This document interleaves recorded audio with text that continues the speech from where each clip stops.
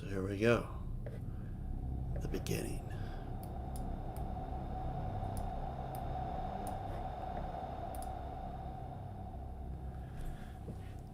All right. The warm season. That's what they call it.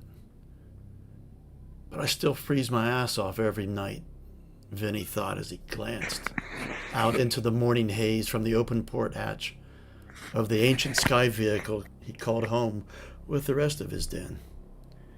Aeroplane, McKellen called it. Aeroplane. The air, the dense haze in the air is heaviest during the warmer times. Difficult to breathe. Difficult to see. He coughed, and then he spat.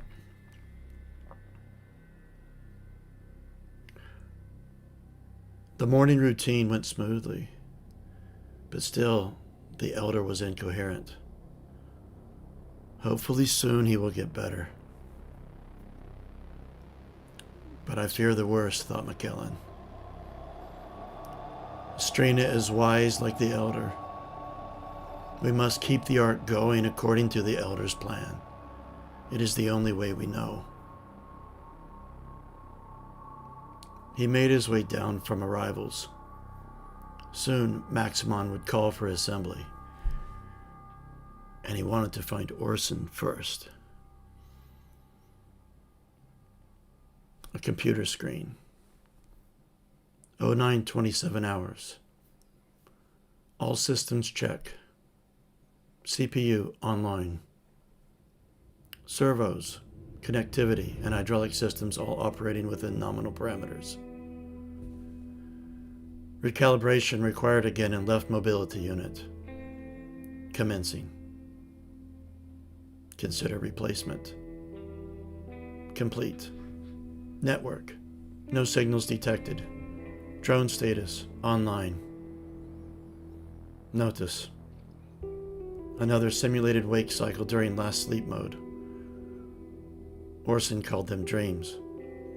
I was lost in the zone looking for the humans, with the bellowing of a beast in the distance. What does it mean? What is the purpose? Audio disturbance. Loud animal roar detected. The bear has awakened. Begin wake cycle. Trace. God damn it, I hate mornings, thought Orson as he bellowed in the morning dawn. The Kodiaks have never quite gotten used to that, and generally draw straws as to whose turn it is to wake him. Today it was Charlie, and he narrowly ducked a forearm smash. Grabbing his bat, he got up in a huff as Charlie scampered away to join the rest of the Kodiaks. Too goddamn early, Orson muttered. This was gonna be a long day. See, it was his den's turn to guard the runway tonight.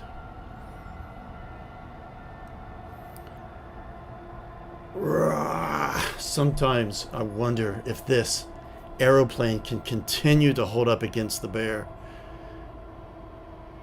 Vinny had loosely overheard the Kodiaks arguing in the background a little while ago over whose turn it was for some shit. Trey suddenly stepped from behind the bulkhead. Makes me jump. Every time, he thought.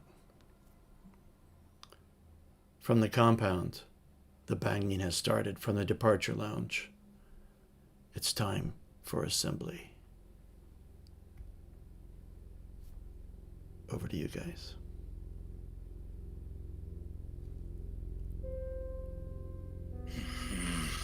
All right, I move out of my personal den and squeeze my way into the main cabin of the plane. And look around and see who's not up yet.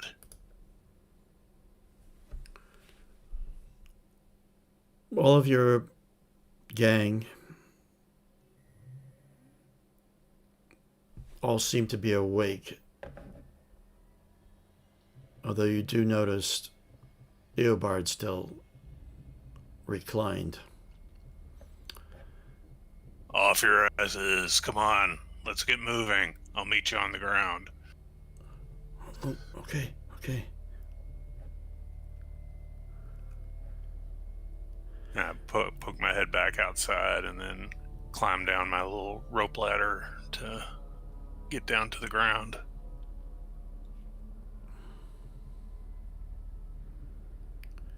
Wait for everyone at the gangplank. I'm outside standing in the sun, trying to recharge my batteries as much as I need.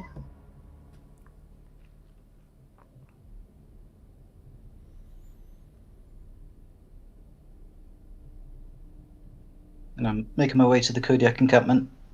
At a distance, I've got kind of a concerned expression, but I wash it away as I arrive. Good morning, Kodiaks.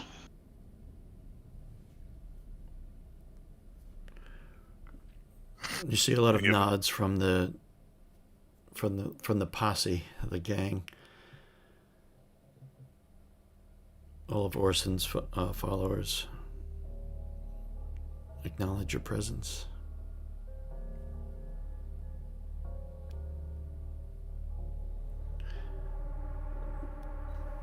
The banging noise starts slowly, but every assembly since you were young,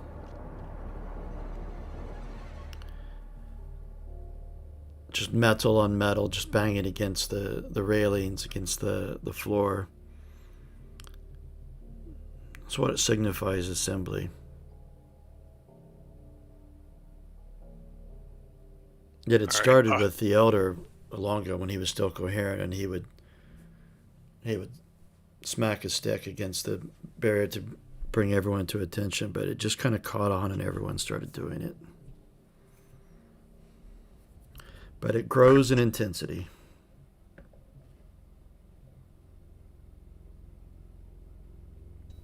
All right, posse up. Let's be there. I don't want to be the last gang to show.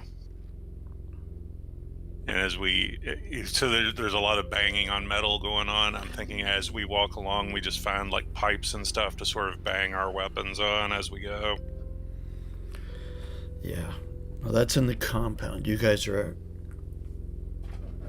out on the tarmac, although you're not far because it wasn't a big airport. Yeah, it's morning gathering though, so I figure we're heading into the compound now. Vinny, what are you doing? When you had woken, you had seen Vinny wasn't there, and he's already skulking in the shadows of the compound, trying to get a place where he can maybe hear the other gangs and sneakily creep around. This would have known. This is normal for him, though, right? So I was just gonna say, yeah. Whenever there's assembly, you know that he kind of goes there early to creep and scout a little. Yeah. So I figure he'll recognize our banging and drop in with us at some point. Was the elder expected to speak at this assembly? No, the elder has not been seen for some time, other than by you and the other chroniclers. Got it. Estrina has asked you, all of you chroniclers, to kind of not let on just how bad the situation has gotten with the elder. Fear that it will ruin the morality of the Ark. For the moment, he is ill, is the message.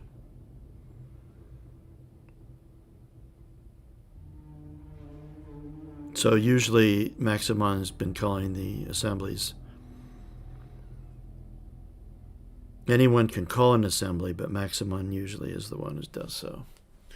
And as you guys arrive, you see most of the Ark is there at the time, or getting to be. People are still coming in.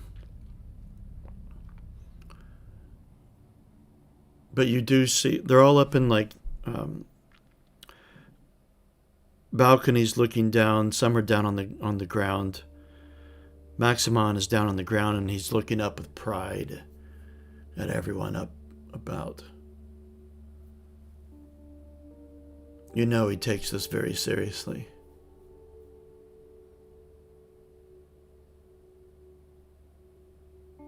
And where do you guys take up? Right. So in the where in the terminal is the assembly being held? Departure lounge. We've got a map of it up here, right? No, you don't. I thought we had a map of the. Your mic's a bit distant. Oh, sorry, I had it away from my mouth. Okay. Yeah, no, you guys had made a bunch of when we did session 0. You had a bunch of different maps and such, but we never. I found a big like overhead thing of the airport itself, but not of the actual terminal. Okay. Yeah. Yeah. So we're going into departures. We're going to go ahead and get the. Are we ahead of the other gangs? Some are already there, or members, not necessarily complete gangs. There's only a couple of gangs, to be honest. There's Maximons, there's Marlots, and Oscarshan. Estrina, you can't quite call a gang because it's just a group of chroniclers, but kind of acts like a force. But the chroniclers, because some of them, there's always some of them not present because they're taking care of the elder. Okay. But it's in turns. I'm gonna try to grab if we're over by departures where I usually want to sit. There's a big desk for departures that I like to sit on, and then there's chairs around it for the rest of the gang to get in. So if no one's taken that yet, then that's where we're gonna go. Once you get there, you see Vinny standing in the shadow of near the chair, basically holding our space for us. And as you walk up, I scowl at Maximon, just say, he loves being the center of attention. With the elder not around, he thinks he's the one in charge. And he spit on the ground.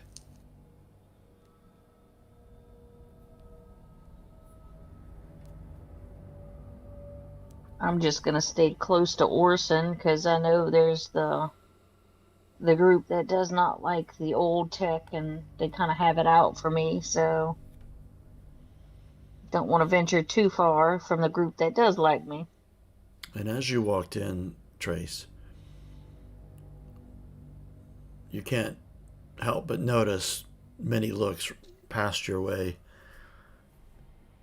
and obviously people getting out of your way, moving away from you, uncomfortable, obvious.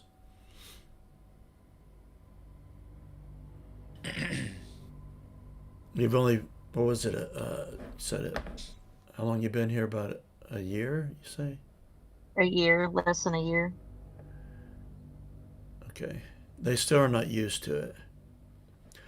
Speaking of which, I forgot to say to you earlier, there's a couple of memories that I was going to give you that you had whilst floating down the river that kind of go with rumors. I didn't want to put it in the rumors document because I didn't know if you would share them or not. But Okay. I'll give those to you in a little bit. They're not relevant for right now. Okay. But do remind me. Okay. And the number of people coming into departure lounges beginning to trickle. Most people are here now. Maximon is looking about and he stands up really tall, raises his arms. Brothers and sisters, hear me now. And the banging begins to stop. Just a quick note, Andy. Who normally leads morning the assemblies like this? It could be led by anyone. Anyone can call an assembly. Although it's generally an unofficial, not quite a rule, but just a reverence that a gang leader, if you're not a gang leader, if you're like, for Charlie, for example, or Eobald to call an assembly would be odd. Yeah. But So Maximon has called this assembly. Okay. yes, he has. All right. I just wanted to make sure that he wasn't like stepping into someone else's role and taking over. Okay. No, normally it would have been the elder. For years, you would have the first 2 years of you were living here, the elder was still leading them. Okay. But for the last year, he's been kind of out of it, and lately not seen at all. And during that year, Maximon has more and more taken the lead. And over that year, he's gained a few more followers to his gang. People fear lack of leadership. Typical. But he continues.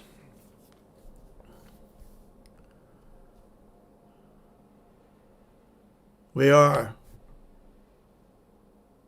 here to carry on as the elder told us how. The people must be protected. We must prosper. We must survive. Hear me. I speak the true speech, do I not?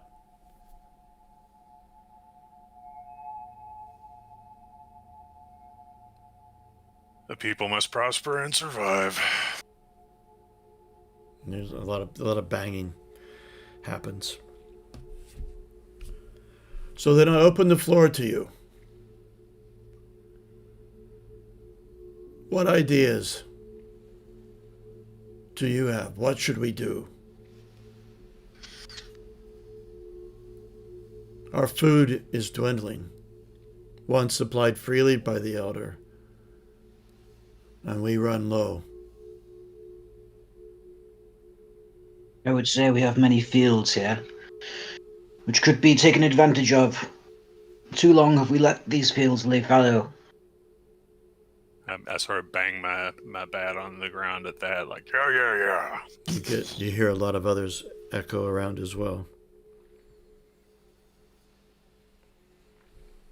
Marla stands up. We have some food still, but what good is that if we lose our lives? We are surrounded by hostility. Should we not fortify? Me and my group patrol and keep this place safe. Our numbers are few. Should we not increase our number of soldiers?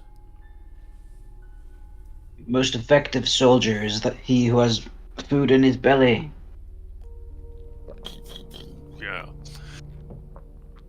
There were a lot of bangs when Marla made her proposition. You see, real quick, when was it the last time we were attacked? What do you think? I feel like it was a couple of months ago. No one died, at least from the Ark, although there were many injuries. You don't have an effective bridge. You have a series of almost like a rope pulled ferry across the water, kind of like Buckleberry Ferry from Lord of the Rings, but Yeah.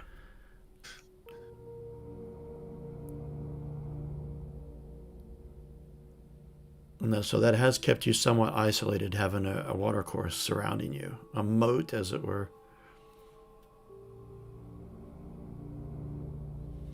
Maximon pipes up. Oh, right before he does so, you see Sixter whisper something into his ear, and he listens. You can't tell what he's saying.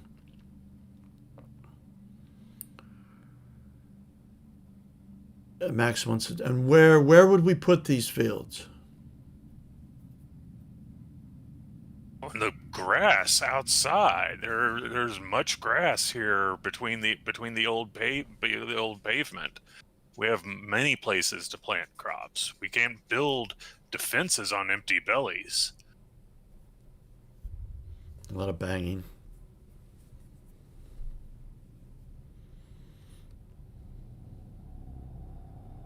And it takes time for food to grow. We have to get it started now. It is the spring. It is the time for planting.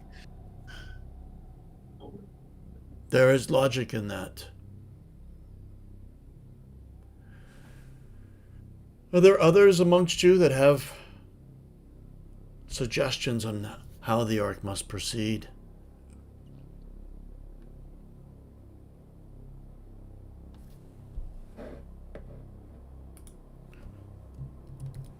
Which one of you guys had proposed a temple? That was Vinny. I was gonna say, what is the other gang leaders, what is their input? Because Vinny would kind of wait and see what people start talking about, and then he would eventually interject.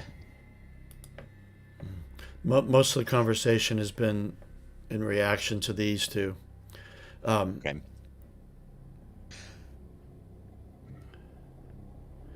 You pull up I wrote all the names down, but I can't. Ascarshan is the seer that I believe you don't like him.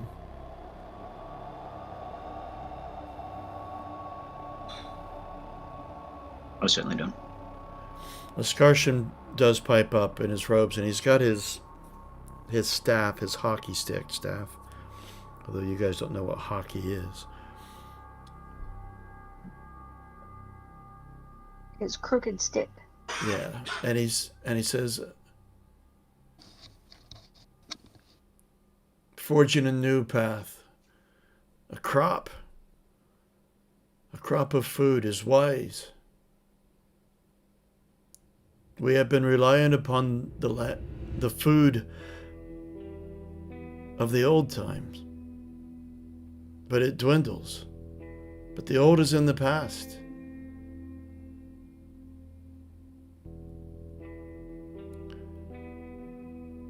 I agree with the chronicler.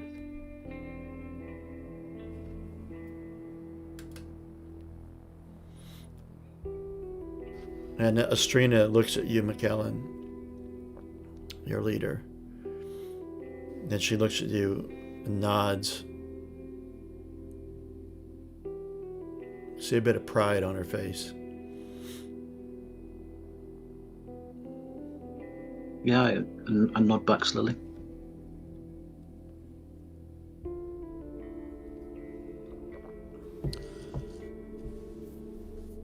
And there's a dimming in the crowd's noise.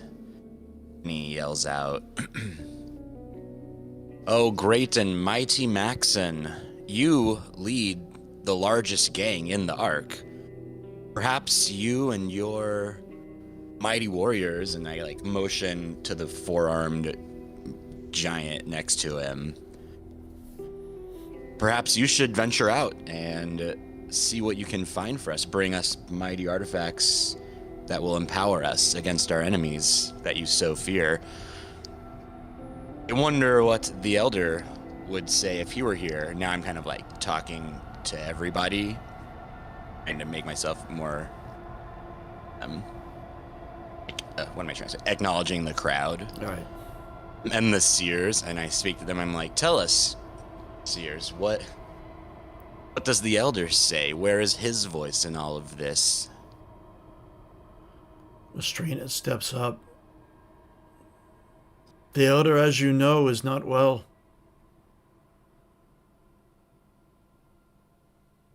I was with him this morning, as we all are amongst the chroniclers.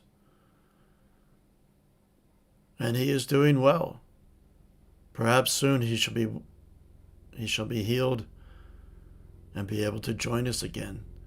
But we know his directive. We know how it has been.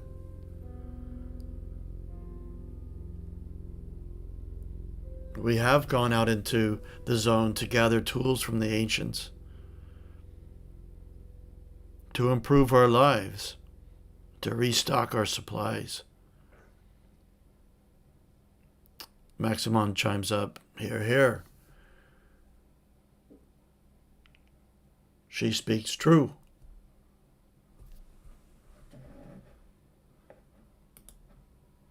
It is the duty of us all. If we find something, anything at all to help the Ark, to pass it on.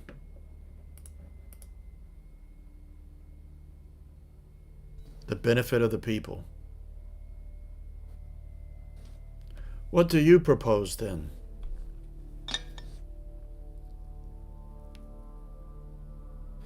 While our bodies are in need of nourishment, and our weapons in need of ammo, what does our spiritual lives need? Oscarshan Put looks my your way. hands together. Who does? Oscarshan, he looks your way, Okay. eyes raised. Like, put my hands together almost as in prayer and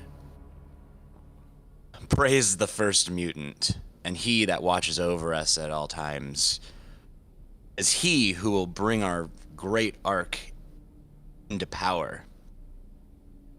If we plant these fields and seek out these artifacts, he will bless us, and perhaps even our elder will recover. Propose that we begin building a shrine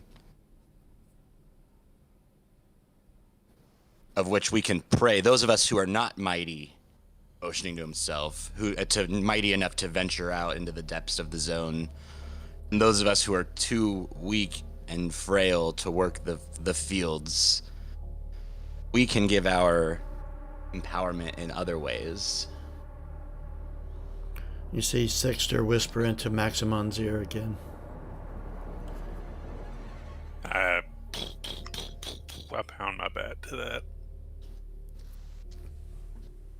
Which naturally means I expect the rest of the Kodiaks to also pound when I do that. You look Well, around, also, Andy, and then they like, like, oh even yeah, I could bang, bang, bang. Go picture ahead. it as this really cool scene of like all these people in this big area, and yeah, when they support something, they just start slamming their weapons. Oh yeah, on the that's ground. yeah. It's always that or banging against the. Yeah, that's how they vote. Right.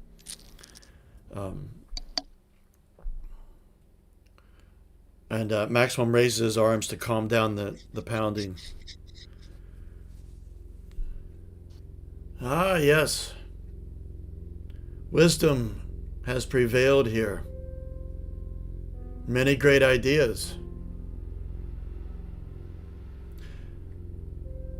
It seems the majority of you are favoring certain ways. We shall call a vote.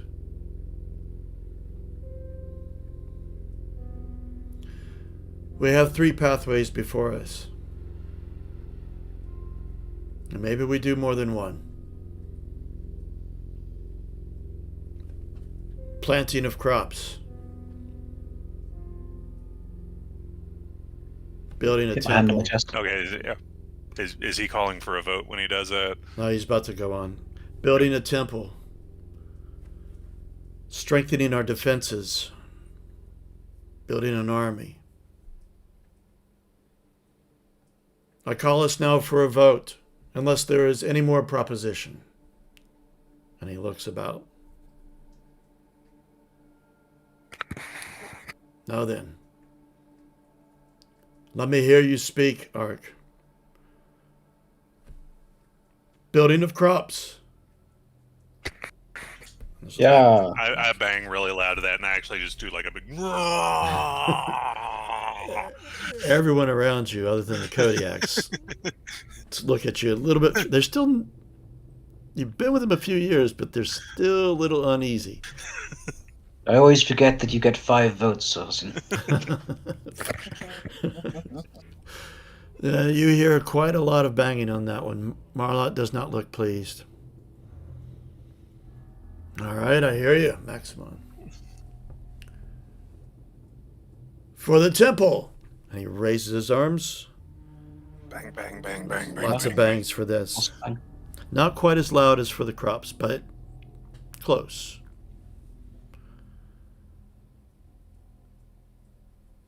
And for the defense of the Ark. And you get I give it one bang. a single bang. It's like a rating system. And there are quite a few that support that. Marla kind of shakes her head. Maximon sees this. I do see the value of strengthening our defenses, Marlot. I do. In fact, I think all of us want to feel safer. But our island has been defensible thus far. And our food runs thin. And the wisdom crops need to be planted. It takes time for them to grow. And while they are growing, perhaps next we can look at increasing our defenses.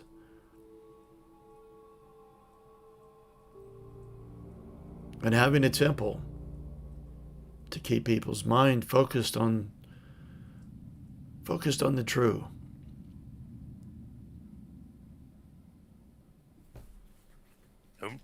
No need for more discussion. The arc is spoken. The vote is in.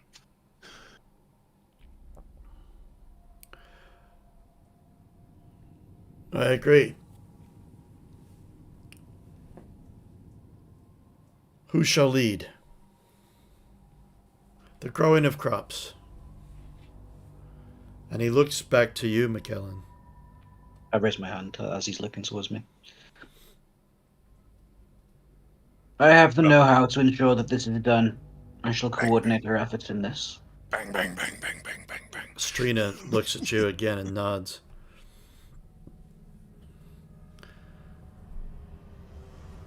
And he looks at you, Vinny.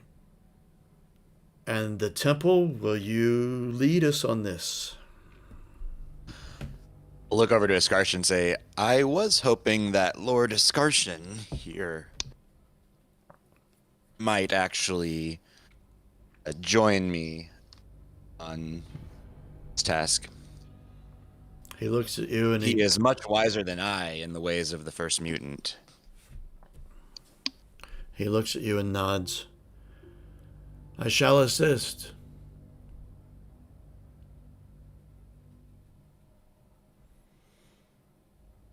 And Maximon's. The ark is spoken. I call this assembly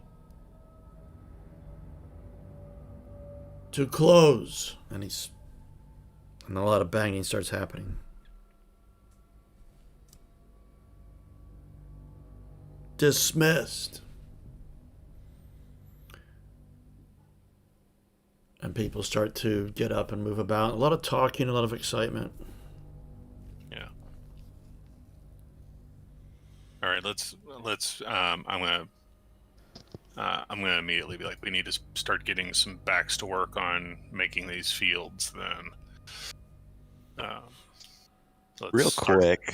Let's talk to people while we've got them all together. Yeah. A real quick question. Yep. Is McKellen part of our gang, or are you like a seer that's you're all unaffiliated and just dedicated to different gangs? I've kind of recently become part of your gang. Okay, cool. Since the arrival of Trace. I kind of, now you tell me differently, Rome, but I kind of gathered that you had your own quarters. You don't sleep on the plane. Yeah, I probably sleep with the Chroniclers. Yeah. But I've sort of recently affiliated myself with them. Yeah. Yeah, my understanding is that you weren't like an official part of the gang yet, but it's clear that you're like, you know, you tend to side with us on things.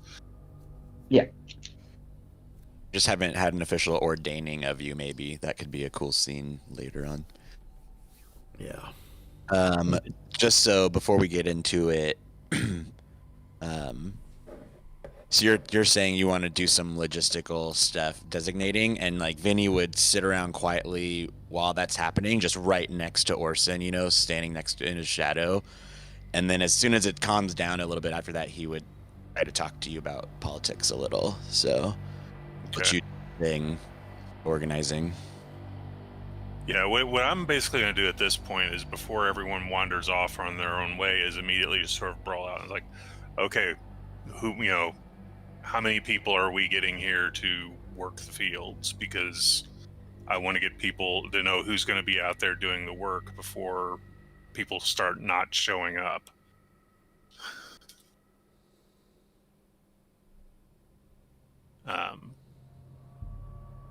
Yeah, so I'm basically just going up to the other leaders of the gangs and being like, okay, which of our people are doing what? Well, that would be Marlot, Maximon, and Oskarshan are the only other leaders. Again, Estrina is not quite a gang, the Chroniclers, but they are their own force. Yeah, I imagine Marlot would have just like stormed off with her entire group at the end of it. I'm kind of wanting to get her before she does that. That's the thing. I want to get some commitments of like what people are going to work on what things before I have to go running around the whole airport to track everything down. She has gathered. You can see her gathering up her soldiers, and they're heading for the exit. Maximon is. I'll just tell you what the rest are, and you can tell me what you're doing. Maximon is still there. Sixter is still talking to him, and Estrina is still lingering as well as Oskarshan. There's a lot of little small conversations going on, but you can see Marlot heading for the door. Yeah, I'm gonna head to Marlot first. Just walk straight toward her, before she can leave. So I'm just ambling straight over toward her. It's kind of hard not to notice you. Yeah, I'm assuming a big 4-armed bodyguard is going to get in my way. But she's insectoid, right? Yeah, but Muba is the bodyguard for Maximon. Okay.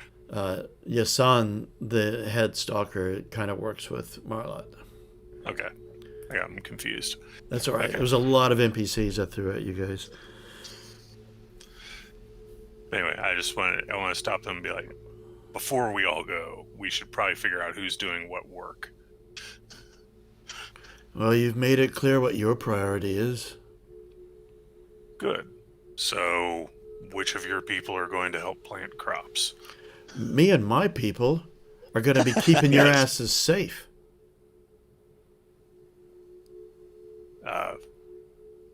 So just to be sure on the logistics of how projects work within the game, right?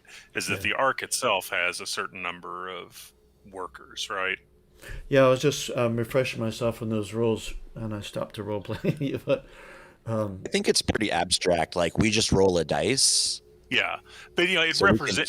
I thought it represented like the whole population of the Ark, working together on the different projects. Essentially. Yeah. So I think with her reaction, Vinny kind of steps out from behind Orson, just maybe barely being perceived behind him anyways. And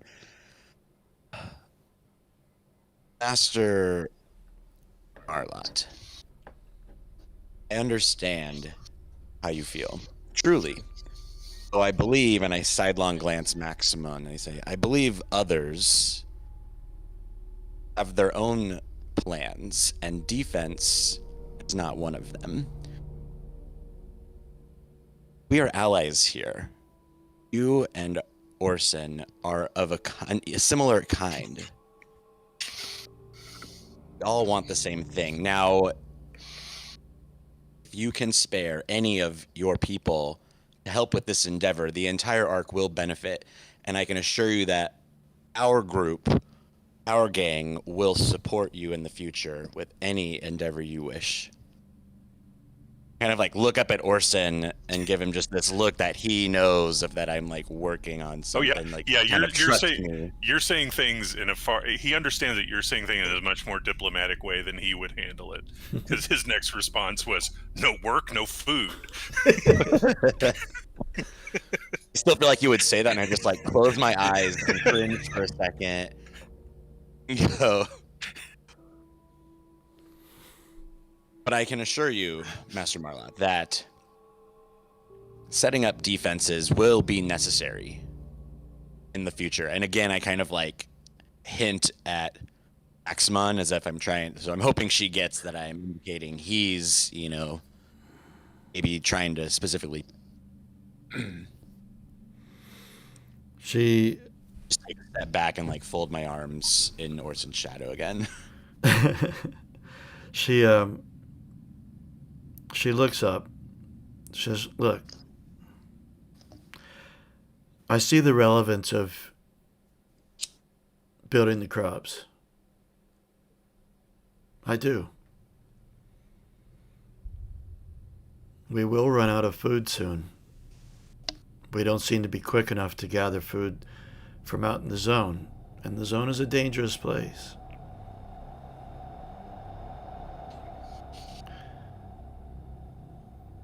And I've talked with you, I've worked with you before. I know the defense of the Ark is important to you. What you say is wise.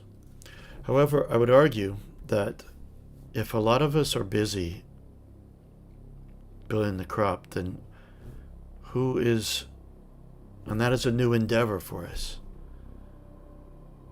who is watching our backs? There will come a time after we get these jobs done that defense will need to be worked on. I promise you our people will help you when that time comes. I am not ignoring defense. We just need to get other things started first. Okay, but you missed my point here. Whilst we are building these crops, if my people are helping you, who will help in keeping us all safe during the time that they're being built? We are still taking shifts guarding the runway. I mean, we are watching the runway today, this evening. Like, that will not stop. Like, each of our gangs will need to take turns guarding as we always do. Perhaps we should go about this in a new way. Maybe if we change the pattern of guardship and mix our people together, we could become more cohesive and then learn from each other. Your men and yourself are much wiser in the ways of war than we are. We would be more than eager to train with you and do guard duties with intermixed groups. And then your people can learn how to tend the fields. Ah, there is wisdom in that. And surely with 200 people living here, we can spare a couple here and there to rotate duties. You can tell she's a little bit uneasy, you speaking. I give my bat a couple of taps on the floor to that, then, just to, and also make sure that she's sort of in my shadow. Show that you support her. Yeah. I can assure you, Master Marlot, if an attack comes, we will be ready to aid you in defending it off. But I believe that we are at more risk from attacks from the inside. That is not something I'm willing to discuss out in the open like this. And again, kind of like hint at, I feel like Maximon is just like acting all big and blustery and like how cool he is and look what I've done. And I'm just kind of like indicating that I'm subtly talking about him this whole time. You see her give a hasty glance towards Maximon when you say that. And you see acknowledgement come over her face. All right. We are in agreement. I can spare 2 men. My numbers are only in 20. I can spare 2 men today. I assume you're going to begin today? Yes. Yeah, go ahead and pick your two. We'll bring them with us. And you see her go off to some of her crew and speaks to them. And there's you can tell there's a bit of resistance, and she holds her hand up, to palm facing them and kind of pointing down a bit to calm down. And they stop, and you see her talk a little bit more, and they relax a bit. And you see her indicate to a couple to come over to you guys. And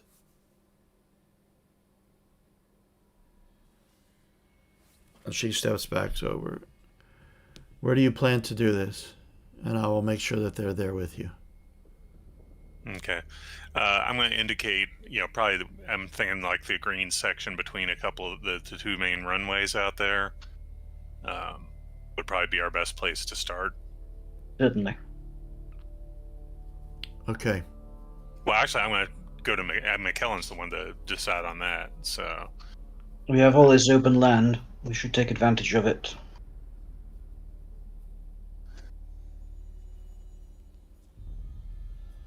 Okay. All right. They will be there with you soon. Yeah. Now, I'll basically do the other things with the same thing with the other games, which just approach them and be like, hey, who's going to help work on what, and try to get people assigned and starting work rather than putting it off. Maximon comes up to you.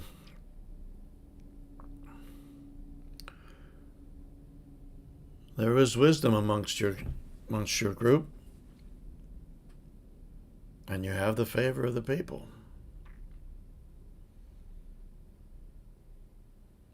Not nearly as much favor as you, ID Maximon. When he saes there's wisdom, when he says there's wisdom among my people, I just put a big paw on Vinny's shoulder.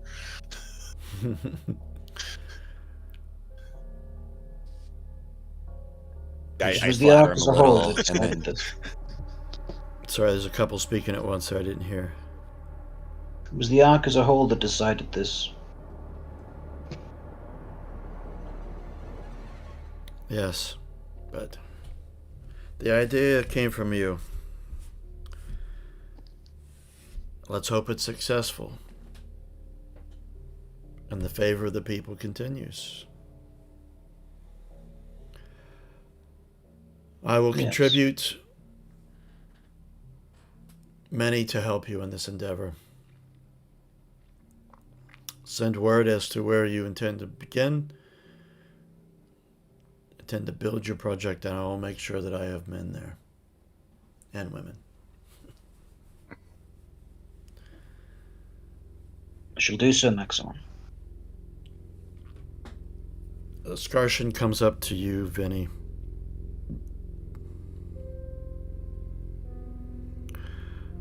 I'd be lying if I said that I wasn't surprised that you put forth for a temple. Did not expect that. So I'm full of surprises, Lord Escarshin. Escarshin will do fine. I am not the Lord. You are mightier than me. You lead a great gaggle of troops and brothers in prayer. How do you feel about this temple? I know that you. Well, I guess metagame real quick. Does he have a specific dogma or doctrine that he follows? What it is for him is that essentially that the all the mysteries of the old age, pursuing those, trying to figure them out, exploring them, are wrong. Clearly, their way did not work because their society ended in ruin, and a new way is in order. And you've detected it quite often that that following along with the elder's plan has not sat well with him. And he believes that the end of the world for the ancients was the gods punishing the humans, and that the mutants have been put on Earth to watch over the end times. So, what you had said about, you know, I can't remember exactly how you said it, the first mutant, the great mutant, you would know he had this sort of feeling before, and that struck a chord with him, or you would have guessed that it would have. Right. And then he continues, my only regret is that I didn't come up with it first. So you have my support.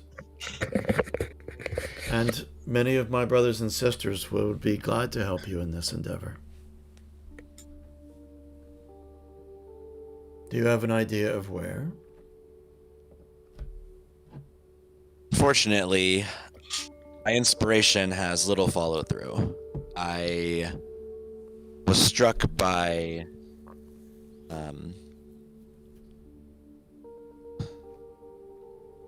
with this epiphany in a dream last night. I saw the first rot and the first mutant rise, and I just felt in my heart this was something that should be done, though I have little know-how in how to make it go about. Perhaps you can earn some of your own credit. I am gonna... What's his name again? I just forgot. Oscarshan? Oscarshan. I'm gonna still say Lord Oscarshan, because you gave him like almost a... Big head. Well, I say it again, even though he asked me not to, and I just bow my head a tiny bit, just as if supplicating myself to him, as if I just can't help myself because I'm so weak and pathetic, and I just make myself look smaller. I may have come up with this thought, but was merely inspired by by some greater power, and if you perhaps could take over the logistical steps, you and your brothers will be far more knowledgeable in construction of such a temple. What about, if we're just talking about a place to have the temple, what about the place where they had all of the various little totems and things that they kept here, that the humans kept here? The place that had they were the soft, like animals, and the pictures, and I'm talking about the gift shop is what I'm talking I know what you are. Their marketplace. That is a spot, but I'm also wondering, near that big sign says lost and found. The old way is lost, and we have found a new way. Perhaps that is prophetic. I've always been inspired by it. I know not what the ancients meant by it, but I know what it means to me. But it is right next to the marketplace you speak of. Surely we should put it in near the sign that says customs, for it is our custom. Oh, Of which... that is also a good idea. I trust you to figure the best one for that.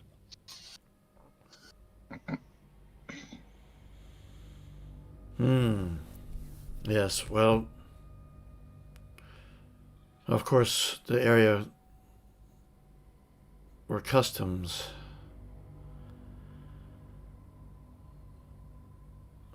A lot of people live down in that area. It would seem as if we were favoring a faction. Not a wise move, perhaps. Here,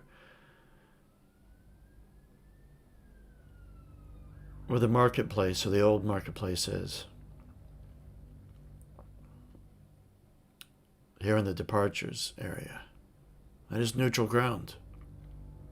Yes, it is important that we do not favor one gang over the other, as not all follow your religion, Oscarshan. Yet. Soon the wisdom will be apparent. let us end our deliberation then. I believe we have a location, and we must begin. I will send a number of my people to begin to meet you there. I may pop by myself to see how construction commences. Until then, gentlemen. And he bows his head. And he walks away with his brothers and sisters. And by this point, there's only a few. He walks away. I just sort of look. You cut off. As he walks away, you what? I lean over to Vinny and I'm like, I am not gentle or a man. Is he making fun of me? Hey, your restraint is admirable, sir. Vinny, I am concerned that you put so much emphasis on Oskarshan leading this temple as the Doomsday cultist. We need Oskarshan to be kept busy right now with something else other than our affairs. This is the perfect distraction for him. You're keeping him busy growing his cult and following. Yes, and with good alliances, they might be our cult and following. I'm not worried about Oskarshan's fanaticism. If anything, we can make use of it. His hatred of the ancients will lead us astray. Yes, until maybe perhaps we destroy him with the power of the ancients once we obtain it. I think you both make good points. I do think that throwing a bone to the biggest group of followers in the Ark right now is not a bad idea. But it's worth keeping an eye on that we don't cave to doing it all the time in the future. Well, I suppose we shall see. Best case scenario, Will do. everything work. Oh, go ahead, Sol. Who knows what they'll do with too much power? We already know they don't care for my kind. I'd rather them not get too much power and come after me. Yes, Trace, as the great work of humanity, we want to make sure that you are not hounded by religious zealots. Grace, you're safe with us.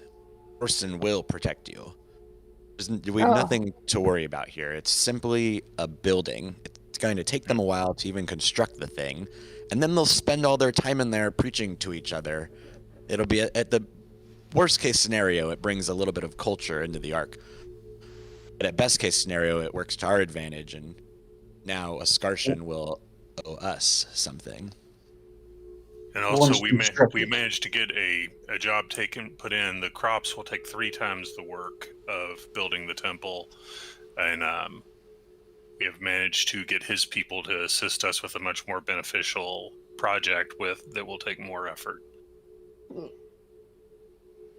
Once constructed, I would think it wise to leave this temple under the care of the chroniclers. Indeed.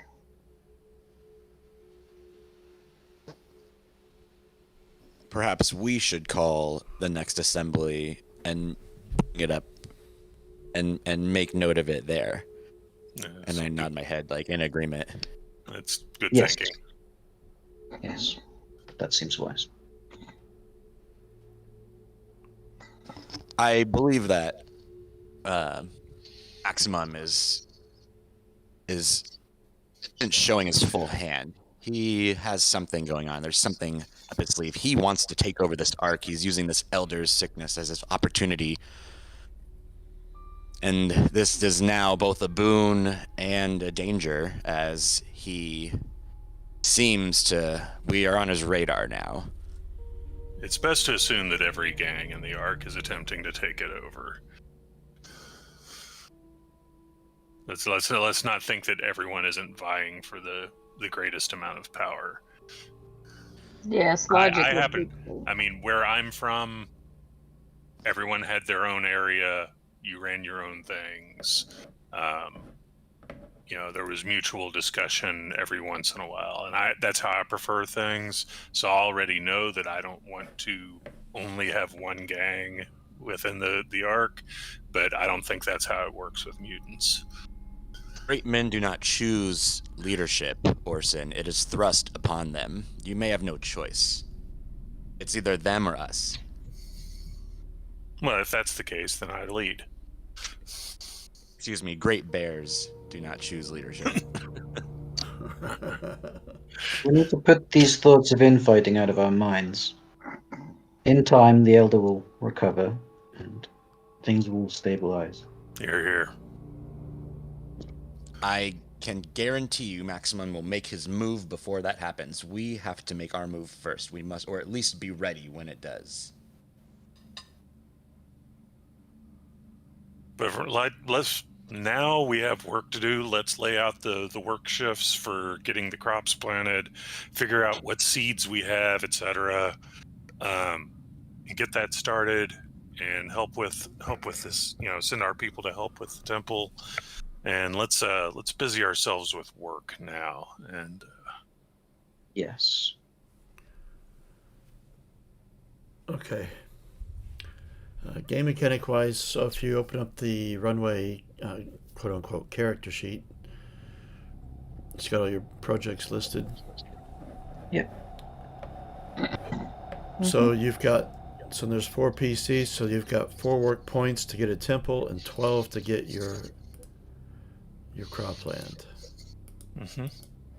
How do we determine how many work points we have available?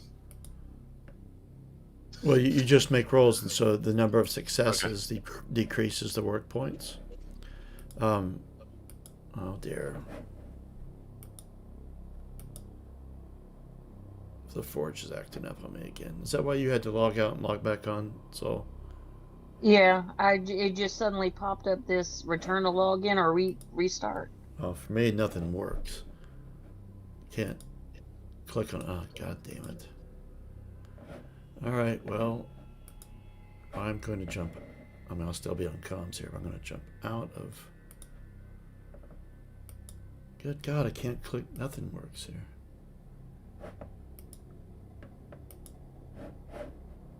Can't even close the Forge. Interesting. I'm so annoyed I have to leave for work in 30 minutes. This is really fun. I am too. And I don't need technical issues happening right now. Hold on, maybe it's the mouse. You guys carry on. So You can roll work later, yeah. you can do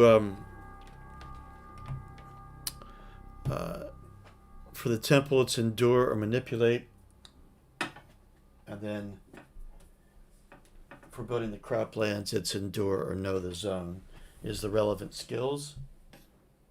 What does that correlate to for robots? And is that one roll per project, or are we each rolling something? I think it's for each PC, is it? So you have to choose which project that you're doing. So you can't roll for both projects, and it's once per session. Right, okay. So was that manipulate for the temple? Yeah. Oh, it must have been. And you got 2 successes there. So you're halfway done with the temple already. Nice. Saul, to answer your question, I can't. There, that's working. It's just my mouse. Damn magic mouse. Battery must be running low. If you open up the screen, journal, Saul, down there, it's number 19 has skill equivalents. Cool. And it's a table that shows you what matches what. Okay, cool. I thought that'd be handy. Yes, very much. Thank you. Okay, now that I have a mouse that works. I'm gonna say, since the people that don't like me are working on the temple, I'm gonna do crop.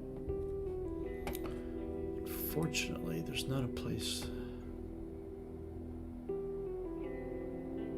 Well, I've got a decent know the zone. Endure or know the zone. I've got 3 know the zone and 5 wits. Ooh, analyze. Yeah, that's a good one for me. 2 points left for the temple. All right.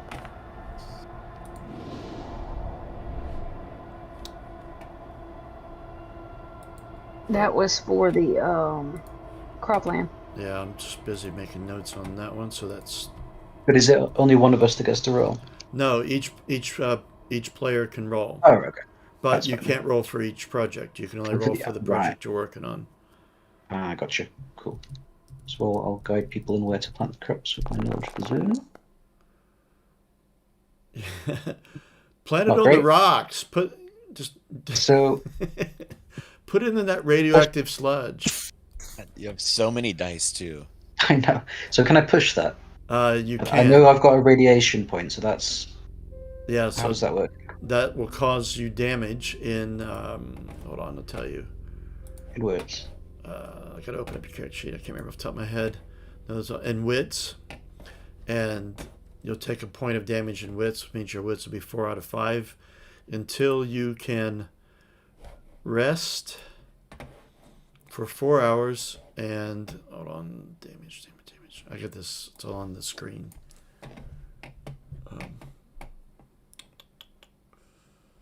Damn it! Where's the hell is it at?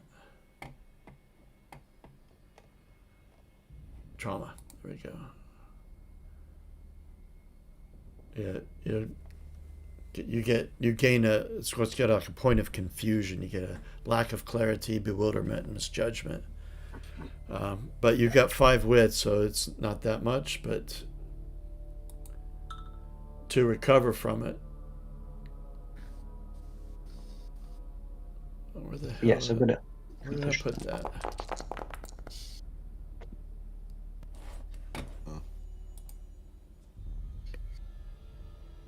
And it should have reduced it for you automatically.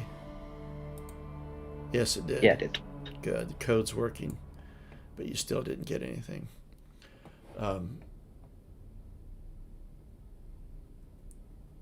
Unfortunately. So we're looking for radiation symbols as successes, right?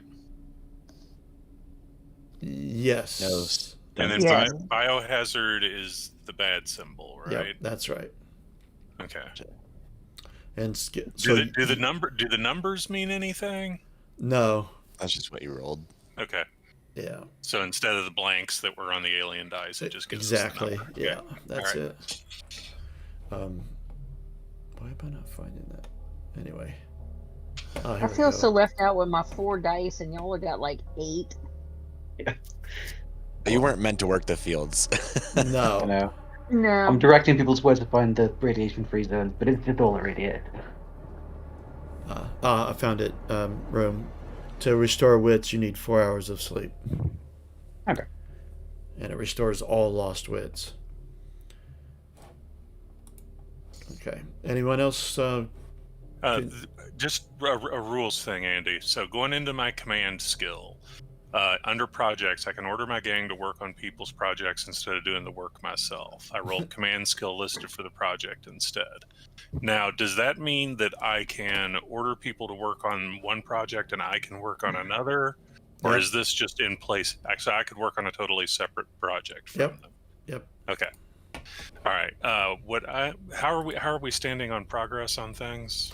The temple is halfway done. The crops have got 11 points out of 12 left to be removed. Okay. I'm gonna order the gang to work on the crops. I'm going down to my modifications to the roll. I'll perform the task with them that gives a +2, but I'm not offering a reward, which is a -1, so it's going to end up being at a +1. Okay. Okay. That works for me. I was just getting down there to it. Oh, there we go. Yeah, I went ahead and looked up all that for you. So Thank you. yeah.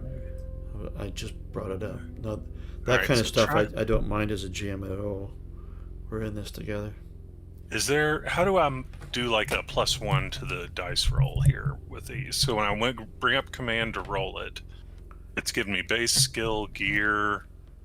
Do I just modify the number of dice? Yeah, you modify on the skill one, the green Okay. ones. All right, Any so modifiers you plus- do for anything is always on the skill. Okay.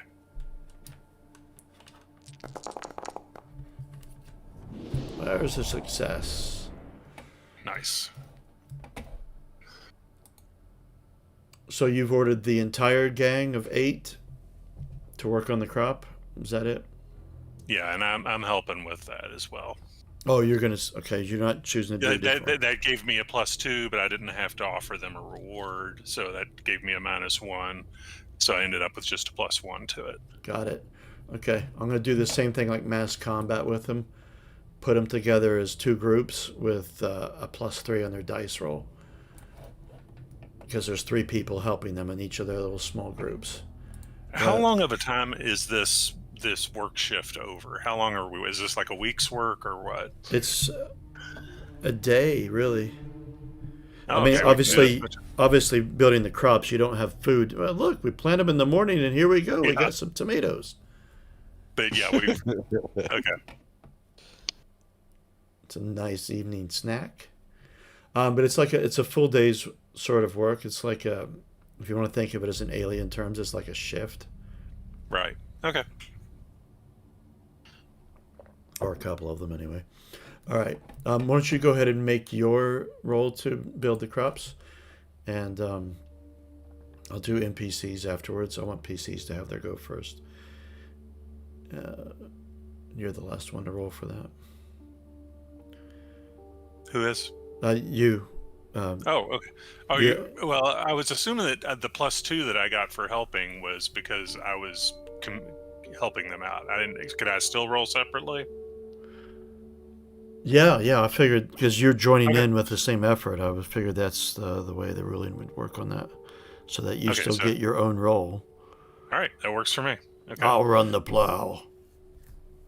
All right, so that was my command roll. So now I would need to roll my endurance roll to do it, because it was endure or what else to do the crops? Know the zone. Know the zone. Yeah, I'm enduring. Okay.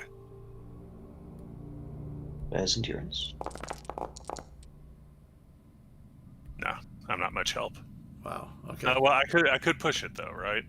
You can, and you didn't roll any one, so you don't have any hazards. So that means you're not guaranteed any damage, but if you roll any on your next roll, then you will. Okay. Well, that's weird. I hit the little push thing down here. And it just came up. It didn't do anything. Did you do it? Did you do it on your character sheet or on the macro? No, I did it. I did it on the little dice tray down here. Try it on your character sheet. All right, let me try it there. I don't know if it'll do it now, or you can just re-roll it since you didn't get any. Okay. But it won't take the damage off. We can do it manually though. If it doesn't work, Pushing, Yeah, we can do it manually. when you push in this game, does it add an extra dice? Oh yes. Oh yes.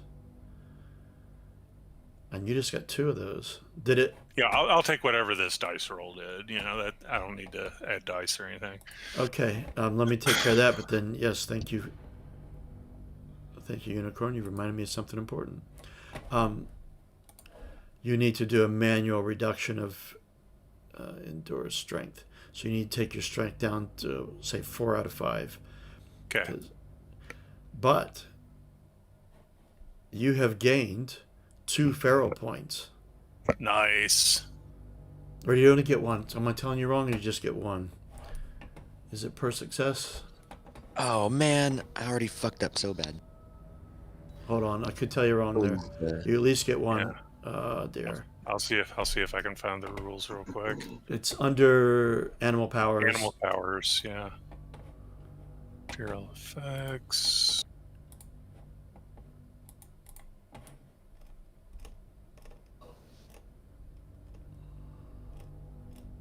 Actually, Room, I think it was the telepathy. You could have like used telepathy during assembly to make someone believe an idea or something, I think. Yeah, but you don't start with mutation point, do you? But I've just got 1 from getting that radiation point. You can gain extra FP by pushing when you perform an action. Page 41, pushing your roll. I think it's just a single point when you do a push. It doesn't per success. However, it's an extra point. Yeah, it's you get 1. Right, okay. And That's good. And so will you too, Broom. You weren't successful, but you still pushed. So your mutation points go up by 1. Yeah, it looks like that automatically guided onto the sheet with me. Oh, did it? Yeah. I Sweet. did not know that coding was in there. Makes sense that it would be. But I only show 1 mutation point for you. But do you start with one? You I thought start it with was you start with 2. Oh, You where's start it with gone down? 1 per mutation. Yeah, so you had 2 mutations, so you have 2 points to start the game with, and by Oh, pushing so I've it, got now up to you've 3 got then. 3. Yeah. All right. Those carry over between games. Oh yeah, you just can't have more than 10. So if you don't do anything with mutations after the end of this session, you've got 3 points to start the next one, assuming you don't push even more for the rest of the session. Anyway, let's get past the discussion here. Let's get on with this. So 2 successes. That brings down to 9 points left for it. Damn it. Click the wrong button again. For the crops. I want to get past this game mechanic and back on to gaming. 9 points. Okay. Let me roll for NPCs. Are you going to contribute anybody to help with the keeping guard? Or are they all going to be helping with the crop of the Kodiaks? We should trade her 2 people. That's what she gave us. That sounds fair. Yeah. Still be the Whoever same our roll best, then. like, Well, it warriors are. would be no, it would be one of my groups because we've got 2 groups of 4, so we would have to contribute one whole group. So yeah, so let's do that. We'll take one of the groups and contribute them to defense because we're supposed to be on watch tonight anyway. Okay, so I'm going to roll for one of your groups. And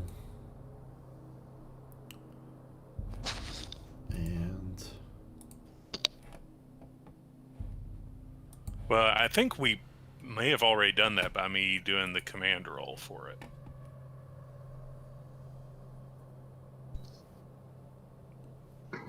how do you mean? I don't know. I'm just trying to figure out because I used my command to do it. I used myself to do it, and now we've got a group of them. I don't know. I didn't take any points for your command. I thought the command roll was to get them to do it, Right. Okay. and then Right. they actually have to do it. Okay. So That's- I do the roll, and then they roll separately to actually do it. Yeah, Okay. that's the way I had interpreted it. I thought it works. was more simpler that it's your because it doesn't say you do it with them to get the +2. I think it is incorporating like they're gonna do it, like they're not gonna not do it because you're the boss. So that Right. I feel like that is the role for them. Okay. It's up to Andy, obviously. I don't know if you want to do more dice rolls. Like, Well, I was just going to roll because I'm going to do it like it's mass combat. So like, if all 8 of the gang were working, it would just be 2 rolls, but they'd have +3 on their roll because of 3 people helping on the roll, rather Okay. than roll 8 Interesting. times. Does that sound stupid? That's what the mass combat rules are for this. that's what I'm saying is like I feel like however you do less rolls is better. Yeah, Whatever's well, it's only 2 complicated rolls. for If you. all 8 gang are working, it's only 2 rolls on my part. Okay. Yeah, Whatever let's works see. best for you, man. Hold on. Yeah, exactly. Hold on. Roll the command. Oh, right. I just reading the rules here. Yeah, you're right. You're right. Yep, your command roll was it. Okay. So that's 1 point. Wow. Okay. Damn it. Okay, you're down to 8 points left on that. But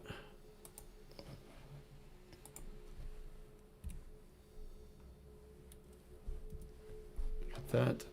But then I will roll for Marlot's team. And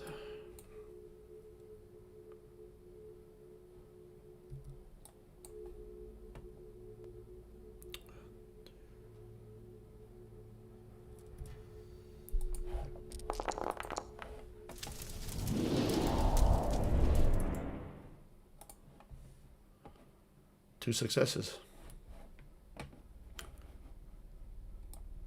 Down to 6 points on that, and that's all the workers for today.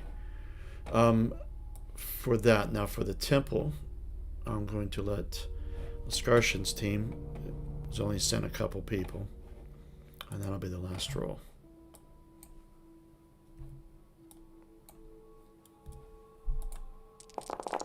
Oh.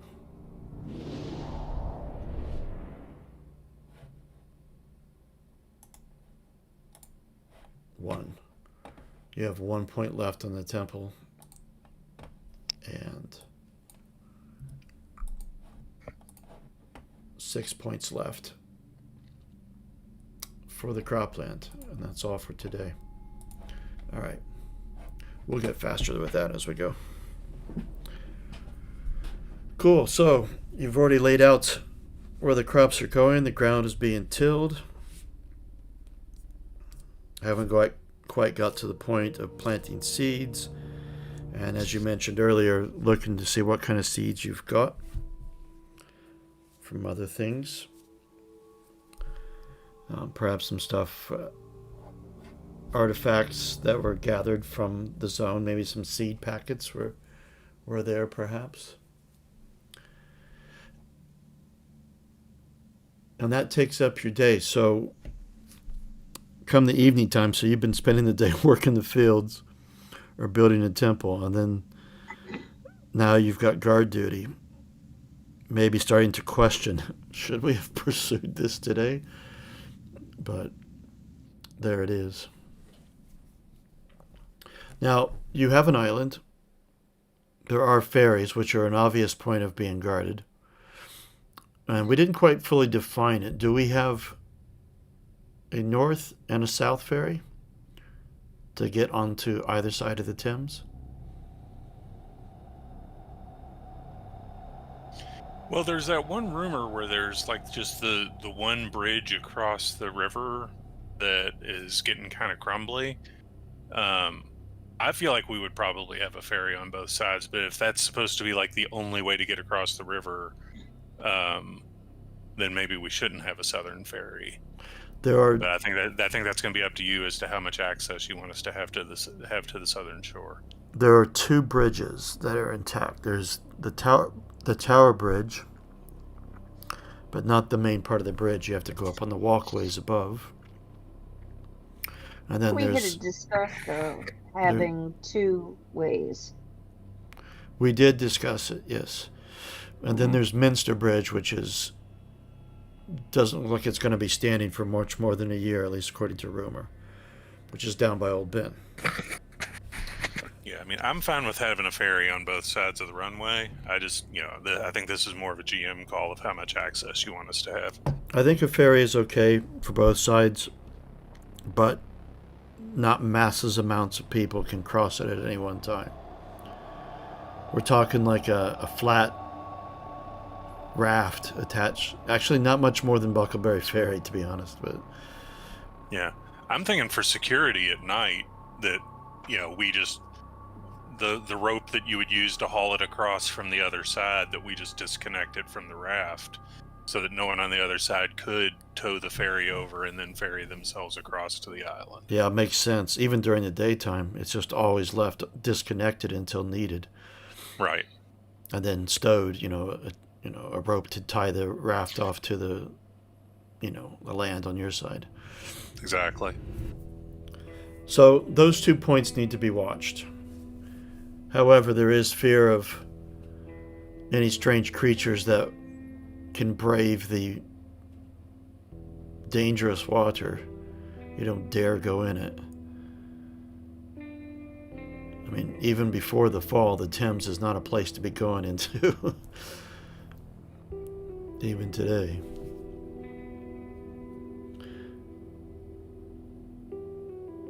So how do you guys situate yourself? There's the 4 of you. And do you have the gang as part of that? I fear we could probably have one group of the gang out doing like a patrol. Maybe one of our PCs could go with them, and then I would take one gang with me, and maybe we could alternate going back and forth between checking the 2 ferries rather than just camping out at one all the time. I would say I'd probably take up a high position and use my drone to scout out around, Smart. and Good then I job. can relay that info back out to those out on patrol. And I'm probably pretty useless as a guard, so I'm probably just hanging around also.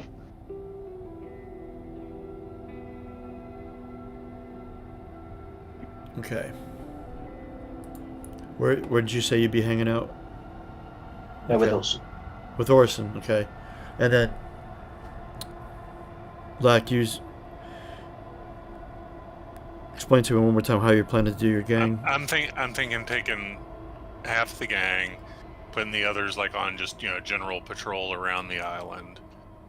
So I take half the gang with me, and that we just sort of we check one ferry, and then we go across the island and check the other one, and that's our patrol for the night, and the others just sort of generally patrol around and watch the edges. All right. And then Trace, you're getting up on Yeah. stepping out like an upper floor of the terminal to where you can see, getting up to the roof. Yeah, some sort of elevated position that I could send the drone out easier. I'd imagine as an android I can see fairly well in the dark. Okay. And then I can relay info back to those out on patrol if I see anything.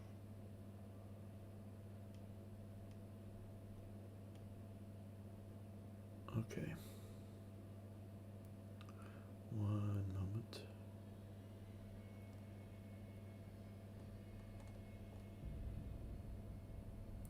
All right.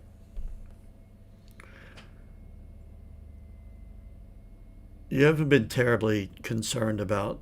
I mean, you take it seriously about guarding, but you've been relatively safe.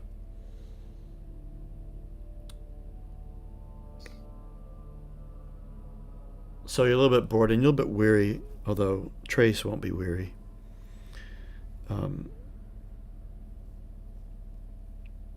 And you would have, Trace, you would have burnt one energy point, but also gained one from the sun because you've been outside all day. And I figured that as far as game mechanics go, unless you're spending an extensive period of time indoors, we won't bother doing the math,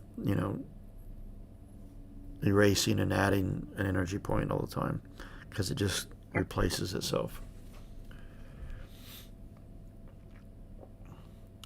And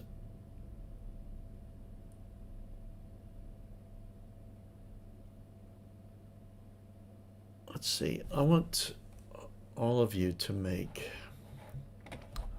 let's see, what's the roll?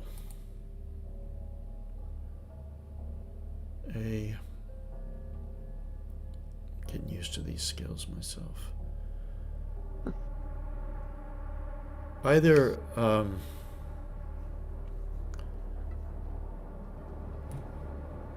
scout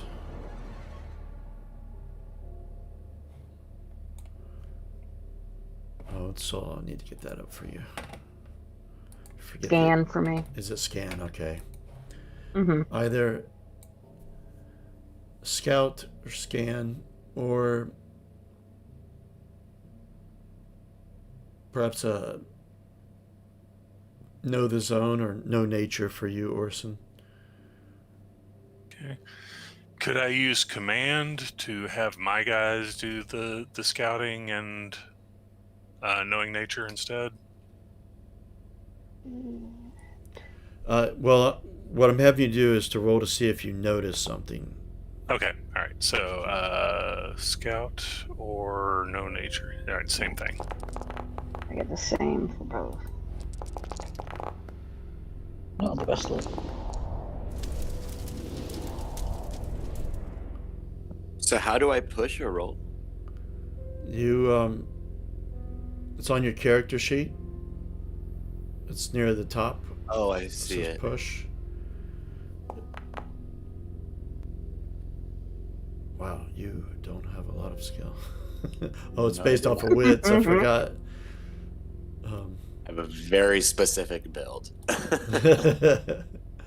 Okay, so what do we got here? Trace is successful, and so is. Why is it coming up as your names instead of your characters? I was just thinking the same thing. It's not very. I mean, we can figure it out, but still. All right. Orson and Trace. So it didn't add a mutation point when I pushed. Interesting. Okay. I think that's only if you roll. So Andy, on a regular roll like this, I got a success and a biohazard. Does the biohazard do damage on the regular roll Nope. or only when I Nope, push? only when you push. Okay. What did you say, Room? Why he Do did? you only get a mutation point if you push and get a biohazard, though? Oh, I gotcha. think. Really? Yeah, the mutation and the feral points only happen when you push. And But- get a biohazard. Yeah, and get a biohazard. Yeah. Okay, cool. I'm not aware of that. Yeah, I was just reading that when I was looking it over a minute ago. Oh. Okay. All right. Anyway. Trace, you're the first to notice.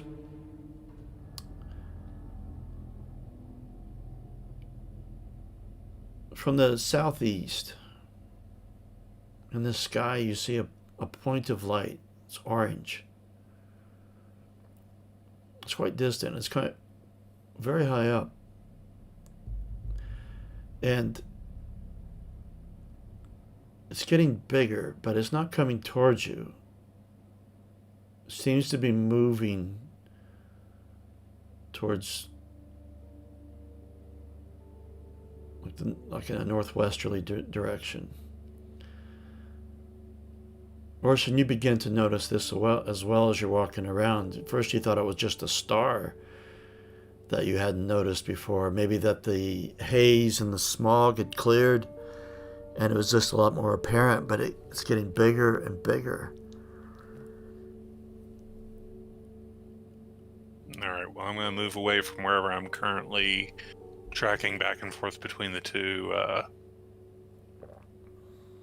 ferries and start moving toward this light. And so it gets bigger fast, rapidly, and it must be miles away. And then you begin to hear it. It's like this rumbling sort of roar, and it's way high in the sky. And it passes along miles away from you, but it was south of the Thames at first, and it's crossed over some, maybe, I don't know, 3 miles to your east as it passes into the northwest. And as it crosses the Thames, it's the closest to you it's ever been, and it's a ball of fire. Gigantic it must be. Although it's nighttime, so it's kind of hard to place the size. Is it something that's really close and it looks big, or is it something that's gigantic but it's far away? You can't tell, and the rest of you notice it quite obviously by now. And it's quite loud, and you start to hear the Ark waking up, and it passes north of you. And it goes, I don't know, you best guess. It's kind of hard to tell the size. A few miles, 1 mile, 5 miles, you can't tell. And then it makes impact with the earth. And once it makes impact, you can tell it's a few miles away. And there's a big glowing light. An explosion. You think, it's hard to tell, it's too far away. And you can see it, I mean, the big smoke, it's called it that for a reason. There is always haze and fog. And that fog is lit up, and you can see the silhouette of buildings. It's that big of a light that you can see the silhouette of a lot of ruined buildings of the city. It's that bright of a light that this far away. And from that, that's how you've placed it. It's a few miles away. And you can hear the rumble as it hit. Once it hits, you can't hear anything more from it. And the glow dies down a bit, but it persists. And at that point, you hear a lot of people stirring and some people coming outside. You start hearing things. What the hell was that?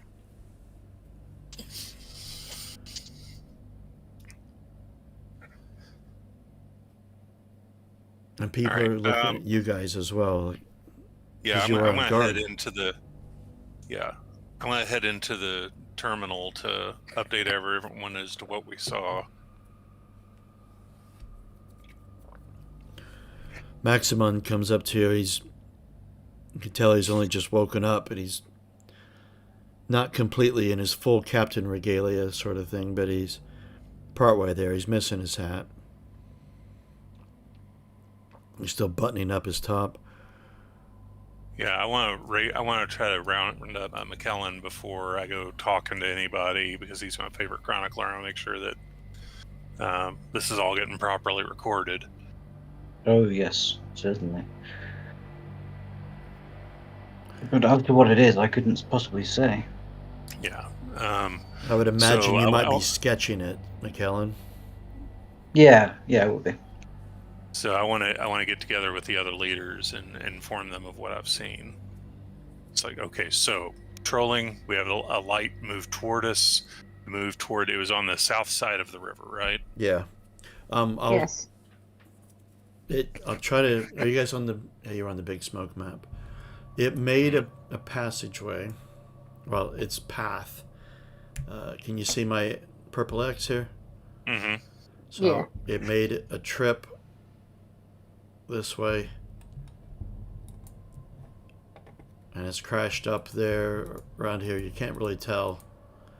Because you can't, I mean, you're not the best judge of distance, but you would guess it's probably about that far away from the zone, around in here. Okay.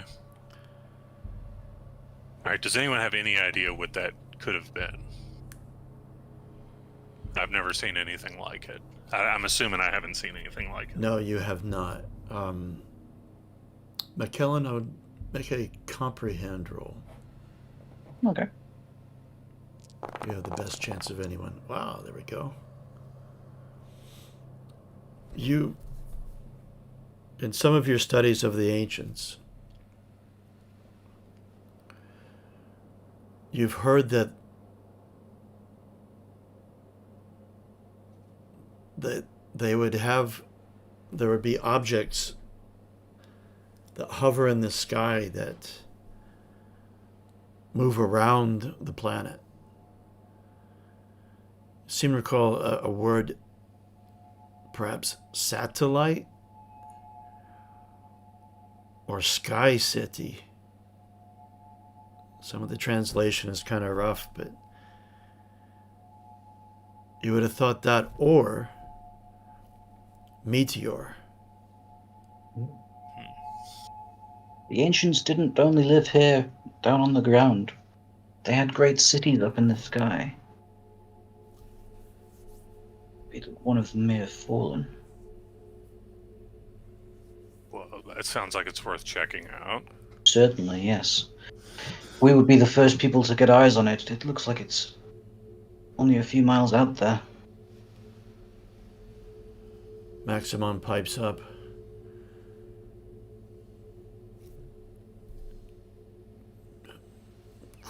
Quite noticeable in the sky. Could be sure you're not the only ones to have seen it and to have the same idea. Yeah, the sooner we get moving, the better. Agreed. Perhaps we should send a force tonight.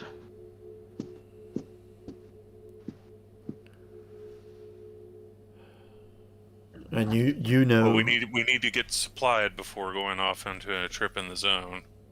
you all know the zone's a dangerous place, but nighttime threefold. Yeah. We still see Maybe light. we spend the evening getting ourselves supplied and head out in the morning. Can we still see the light from the crash? Yes, you can. It could be that the light will fade by the time of the morning. Although we could hope for there still to be smoke rising. Maximon looks to you, and Marlight has come up and joined.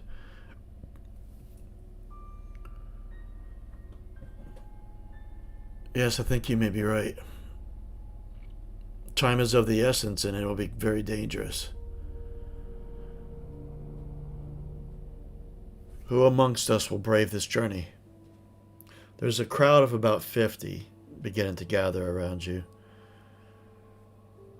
Some of them are some of their gang members.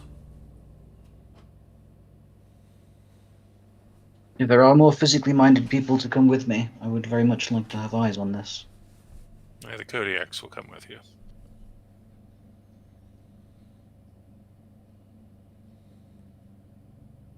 Maximon looks to you too. You take this task upon you in the name of the Ark? Of course, yeah. It'll be fraught with much danger.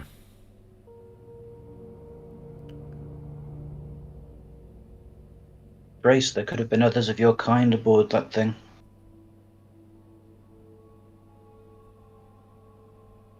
How does Trace react to this?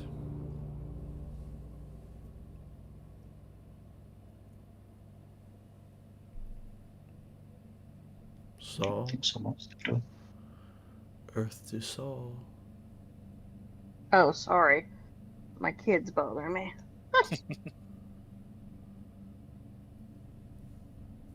What was the question? I'm sorry. How There do may you- have been other machines such as yourself aboard this Sky City. You cut out their room. There might be other robots on this Sky City that crashed. Oh, yes, we should definitely check that out then. If not for that, think of the parts and supplies we could possibly get from it.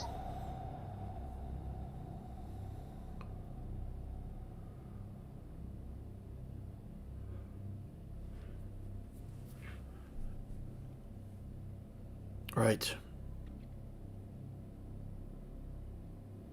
It is agreed. We shall carry on your work of your projects in your absence. And we will... Somebody had it. That's a robotic voice I'm hearing.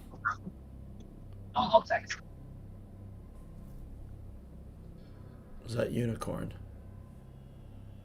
Kind of sounded like it. Or robotic unit number 927S?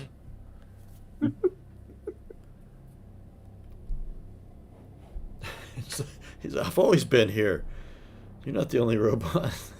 Just pipes up. I'm incognito. I'll wait to hear what he has to say before I continue. Okay. One of the things I wanted to do, since we've got the the rest of the evening before morning to look at getting out of here, I want to use my where is it? It's under command.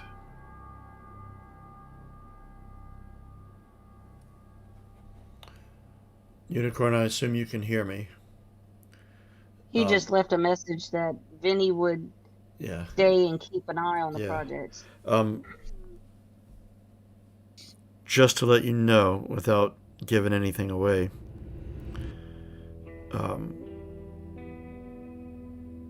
how far away you think where this crash is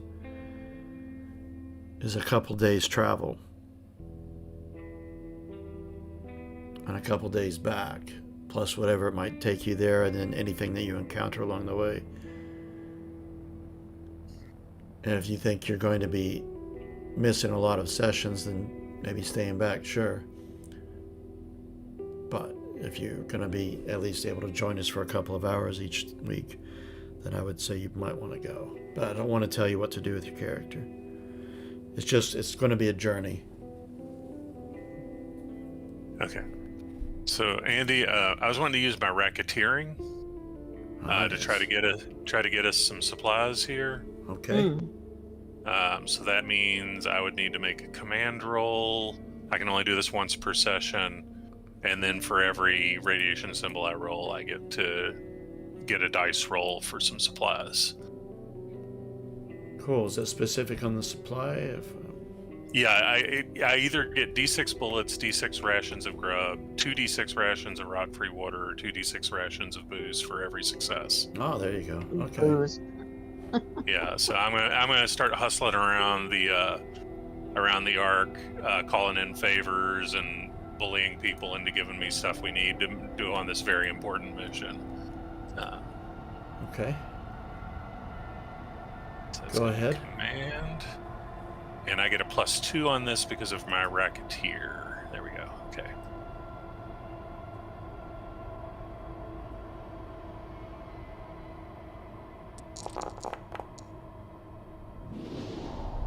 Oh. All right, one success. Let's go ahead and stock up on water. I think with that one, so that's going to give us 2d6 units of water. What do we have, like something that we have more of than other supplies right now? It would be harder for us to get. You'd have to. Food is scarce. Well, so is water. You only have one water purifier for the 200 of you, so it kind of gets depleted pretty quickly. But you'd have to look amongst what do you guys already have amongst you. Yeah, I don't know if I have any. Oh, wait, here we go. Okay, I've got 5 units of water and 5 units of grub. I Got obviously 3 have water, nothing. 6 grub. So what did you say as far as your supplies? 3 water and 6 grub. Okay. So it puts us at Meanwhile, 11 and 8. Vinny's got 9 grub and 4 water, but So water is definitely our weaker one here. So let me do a 2d6 roll of water. Vinny may hoard that. I imagine that Vinny would be saying like, "Yeah, I got 4." There we are. There's 10 more units of water. Okay, you guys can divvy those out amongst you, because they do add up to weight. Yeah. I can't actually hold anymore, so. Well, we may need to pick up some water skins or something to hold the extra. Let me see here. Gear. As a robot, how much can I actually carry? It'd be based on your servos. You Because, can I mean, obviously I don't need grub and water. no, but you can carry for others if you wanted to. Yeah, I was about to say, I could carry... Oh, I get 6. And I'm only at a half.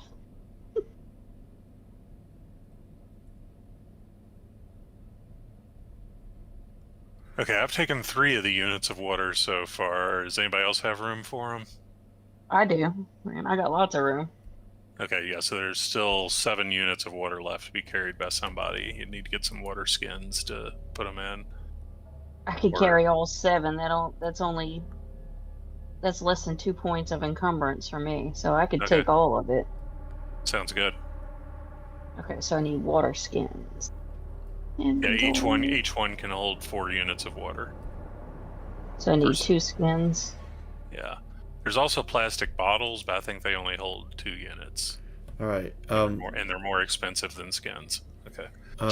Unicorn is going to stay behind and is offering most of the grub. His grub. I would say 6 units out of the 9. Leave him 3. Okay. And do you want to carry that grub as well, Trace? Might as well. 6. Okay. 6 units. And he 6 said units you can. Of grub. And he's got 4 bullets. He said he can use those bullets to buy water skins. Okay. Oh yeah, I guess you got to pay for the water skins. How much? What does that cost? They cost 1 each.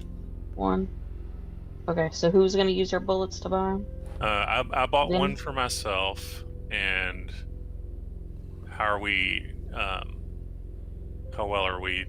How well are we set up on bullets?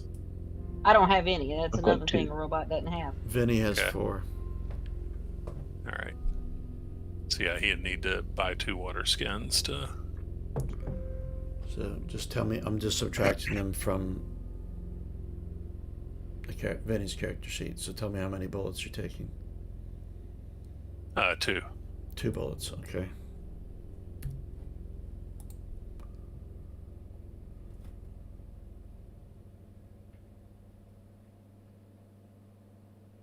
And Trace, you should probably get a satchel bag. They're free, just to carry the food in, the grub in.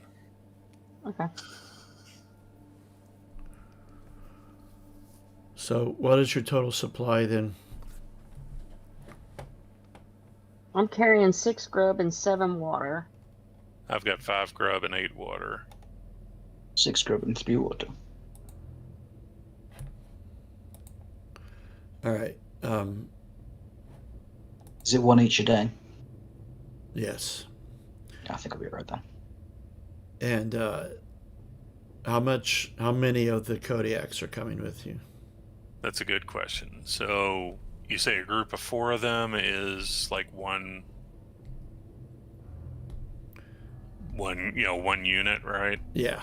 So whatever they do is 1 roll plus 3 mod on the roll. Just 3 people helping. But if I brought like 1 along, it would be like a +1 mod. If you just do brought do I need to bring 4 in order to get the No. So if you have like a group of 3, then whatever they do, I'd roll it as 1 roll, but they'd have +2 on the mod roll because there's 2 extras. Beyond Okay. If you get what I'm saying? Yeah, let's bring along 2 of them because we definitely want to bring our Connie the stalker. our scout. We want to bring Connie. And let me see, who else should we bring here?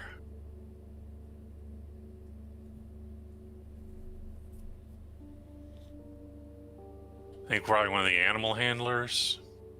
So let's bring Crystal along.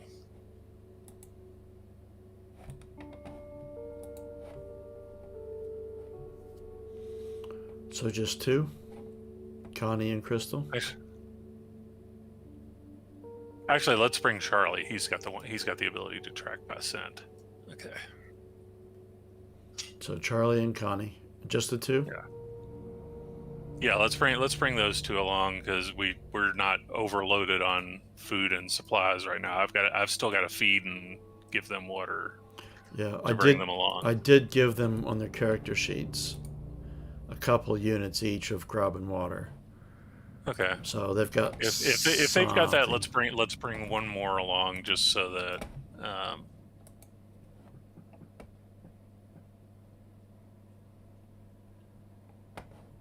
Bring up character sheet.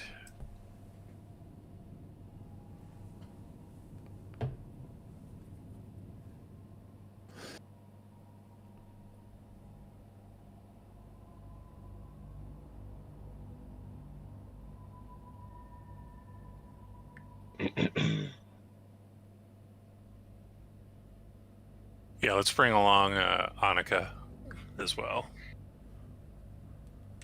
Okay. Enforcer. Cool.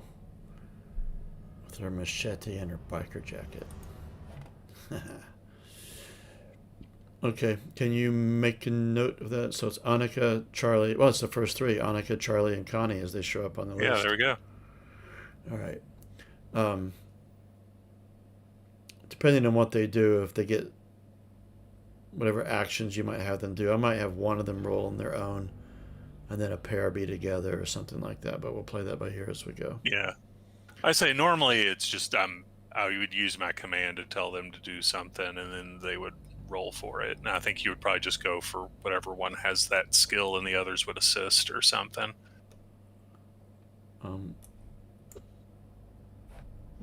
How did the art get deleted from the map? I don't know. I'm putting it back. I still see. Oh, I was about to say I still see it, but that was you adding it. Yeah, okay. All right. None of you have... Charlie's got a bow. And so does Connie. A couple of ranged weapons, that's good. Not tons of arrows, but still.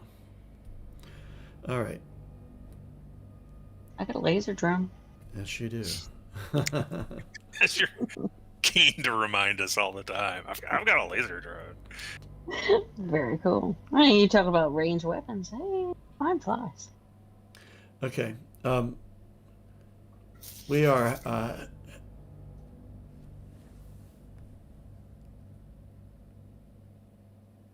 Are there any... Maximum comes to you guys.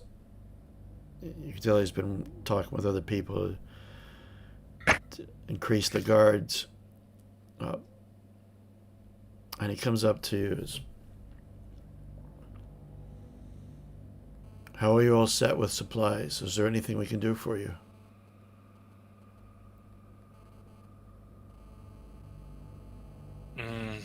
Anything you all are lacking?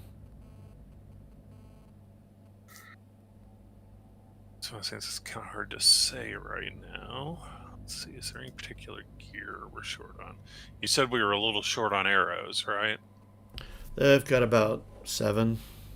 Let's see. Yeah. Charlie's got, what's he got? He's got 8, and Connie has 7. Forgot to give Charlie a quiver. I will do that.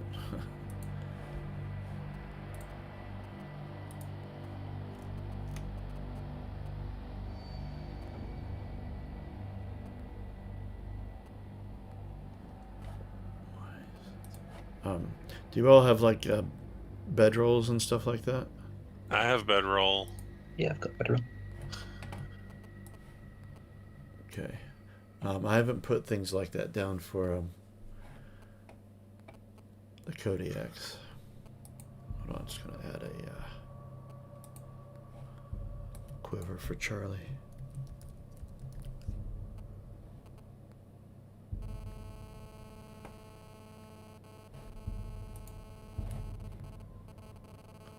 Alright.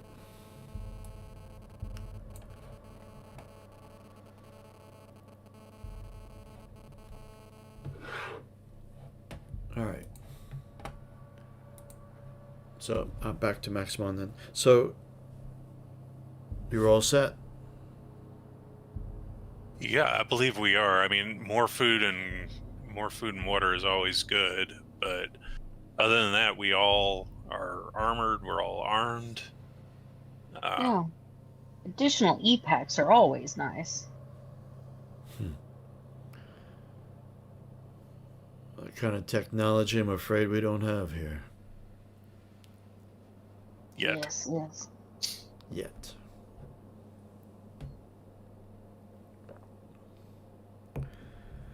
Go with haste and go with caution. The only other thing I can think of before we leave is, aren't a couple of us injured now? I know I've got 1 point of strength damage. Does anybody else have any damage? I feel somewhat confused after the business with the radioactive fields. Because we need to take a 4-hour rest to get rid of those damages, right? Yes, and you need for your Orson, you need a unit of grub as well. Mm-hmm.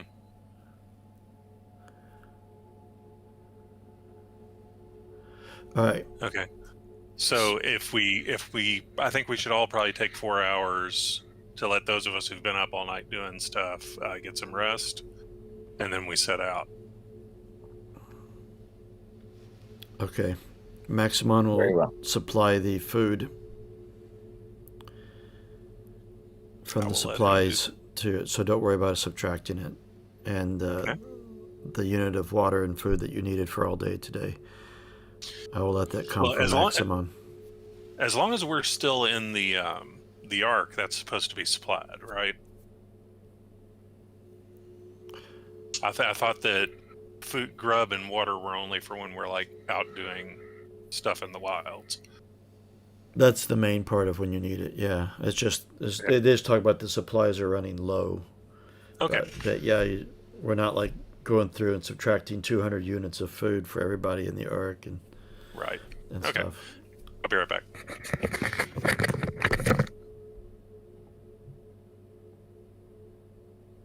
I was going to suggest we take a break because we're halfway through. Well, Yeah, makes sounds like sense. a good time to do it. All right.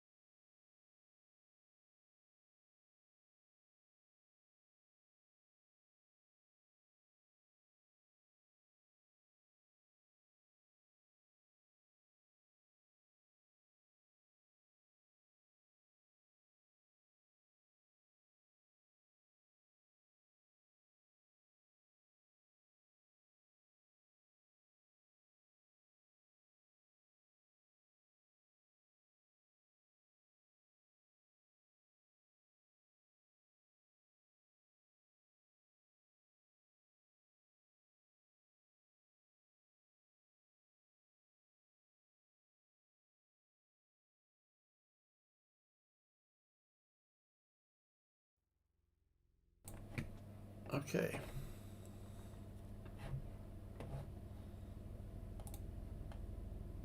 I notice Unicorn is not on comms Yeah, he's anymore. Yeah. I don't know if he's going to be able to listen or not. Well, he drives. I just know he couldn't talk because he's in a Jeep and the wind would just be too much. Be able to hear him. Yeah, I think that's probably why he cut off and just said, Vinny will stay behind and make life easier. Yeah. Okay. Soon come autumn, his work schedule is different. He can be with us all the time. He's a guide or something like that? Yeah. Okay. So you've had your rest. You can remove, each of you can remove your damages. Okay. Just put it up to the full number. 5 of 5, I think it is, for both of you.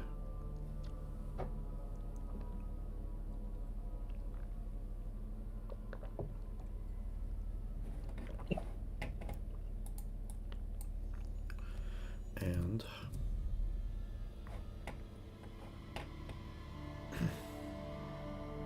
Is the glow still in the sky after our 4 hour the rest? glow is still there, not as brightly, but you can still see.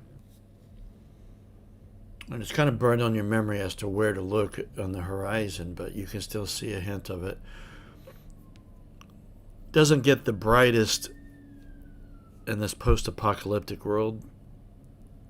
The smoke and the haze is always so dense, with a greenish sort of tint to it. Sorry? I'm going to speak to Konya about it, actually. You've been out in the zone a few times now. Have you been in that direction? Not that far, but I have been north here. What should we expect in that direction? There's a lot of, I want to say, nomadic. I mean, every time I've been out, if any threat has been dealt with, more threats just come and replenish. So we still must always be on our guard. I'm most familiar with the area closest to the Ark, but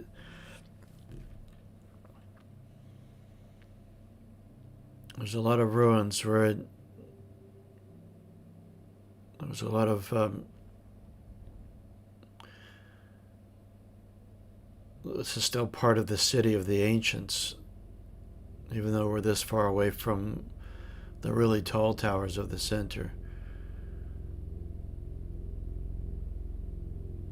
I've found a few artifacts, though. Mayhaps we'll be lucky again. Yes, I should hope so. But we should keep our guard up. But it's hard to tell anything. It's easy for a creature to sneak up upon us. Generally the haze, especially this time of the year, is so dense. But that works in our favor as well if you can be quiet. Sometimes we can avoid trouble by sneaking past it. If I can be what? Really loud. Yes, well, we may have trouble with the quiet bit.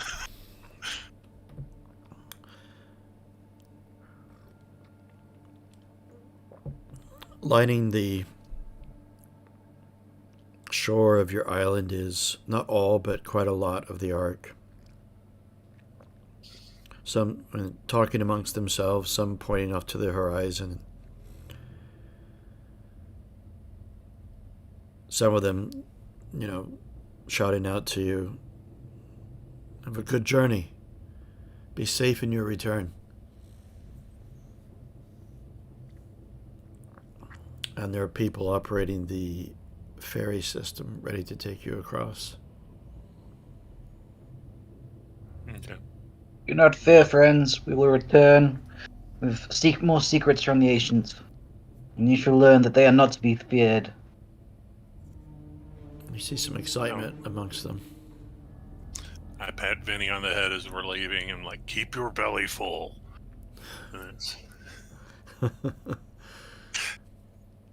Of your gang that's staying behind, so there's 5 of them. What are their orders? I'm assuming they're just going to assist on projects. You know, that's what everybody's doing right now. So, yeah, their job is to take guard duty when it's our turn to take guard duty, and otherwise, help with the crops and with the temple. Any word to them as to how to treat Vinny? Oh, everyone knows Vinny's in charge when I'm not there, so. Okay.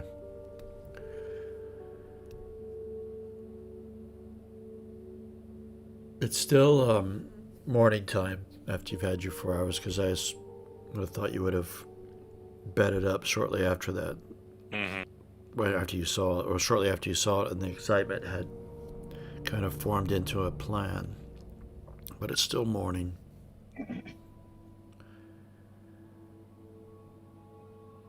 And as you cross the ferry, the people on the shore looking back at you at the ark become more and more faint as the yellowish haze billows between the 2 shores. And once you're on the other side, a platform has been built. I mean, the ark had built it for the arrival, for the ferry itself, and is maintained. And the area immediately around that platform has been cleared of rubble and debris, just to make it easier to defend and to, it's the most immediate source of supplies for building up the ark. But we need a token to represent where you are on the map. What do we use? I'll just create a ghost actor here. Let's see. Call it the Kodiaks.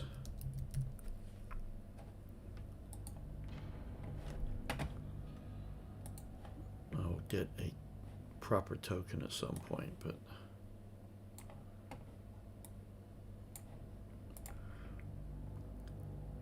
so I assume Sector J21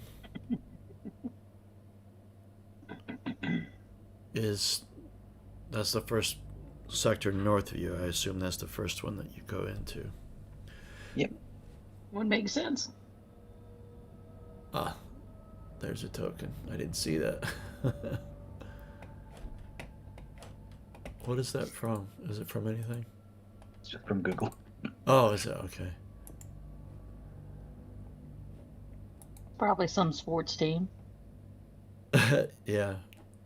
But you wouldn't know it, would you? As maybe that's what's left over, and so it's. I'll get that worked out. All right. And where'd it go? I lost it.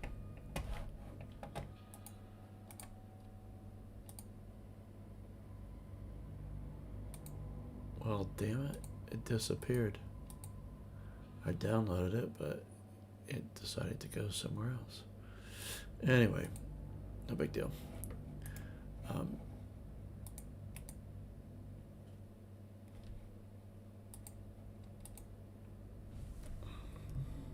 So, you find a path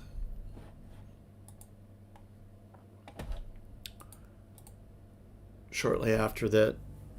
You cross over that Connie gestures towards. This is the best road north. Through the rubble, at least. I will follow her. Now, a question about how you want Connie to behave. So her skill, called Find the Path, can aid you in this. And so each new sector, so you're in a new sector, they can make a roll.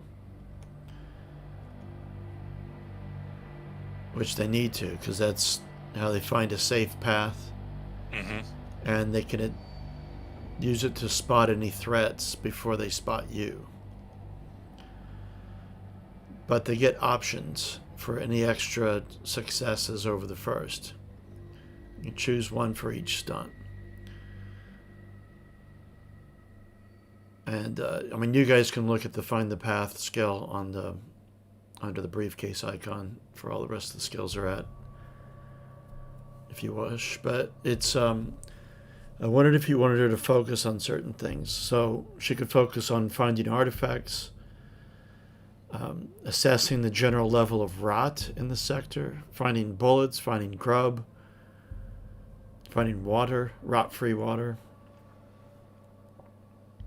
I would like it to focus on finding artifacts. That might not necessarily be the most practical. I'm thinking probably the thing we're shortest on right now is bullets. Now, one thing I wanted to check on, since I'm bringing her along, does she automatically do this, or do I need to make her do a command roll for each sector to tell her, to go scout ahead? Not a command roll. It's just I was just looking for a general vibe as to Okay. what you'd want. I didn't know if every time I wanted her to go make a roll, I was going to have to do a command roll or something on her to make her do that. I think that's a bit of too dicey. Okay. Yeah, just when it's dangerous. Or something okay. like that. Yeah, this is just her. I mean, she lives for this.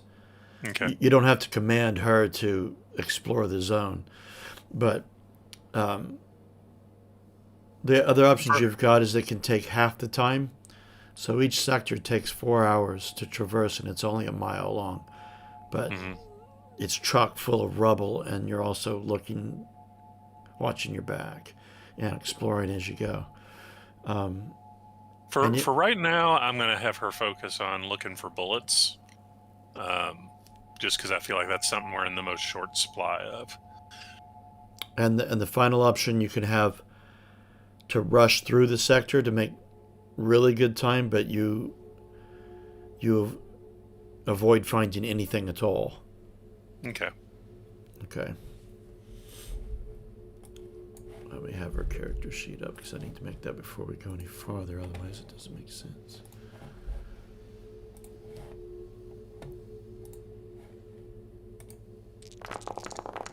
Hey. I will show you. She got an extra stunt. Nice. All right. Okay.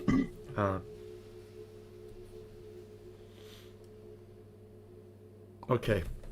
So she's leading you, and she uses a lot of hand gestures, and she stays kind of low to the ground, her bow out. Charlie has his bow drawn as well. And Anika has her machete drawn. Do any of you have weapons drawn at all? I know your club is probably out all the time for Orson. Yeah, I walk carrying my shield and my club unless I have to put them away to climb something or something like that.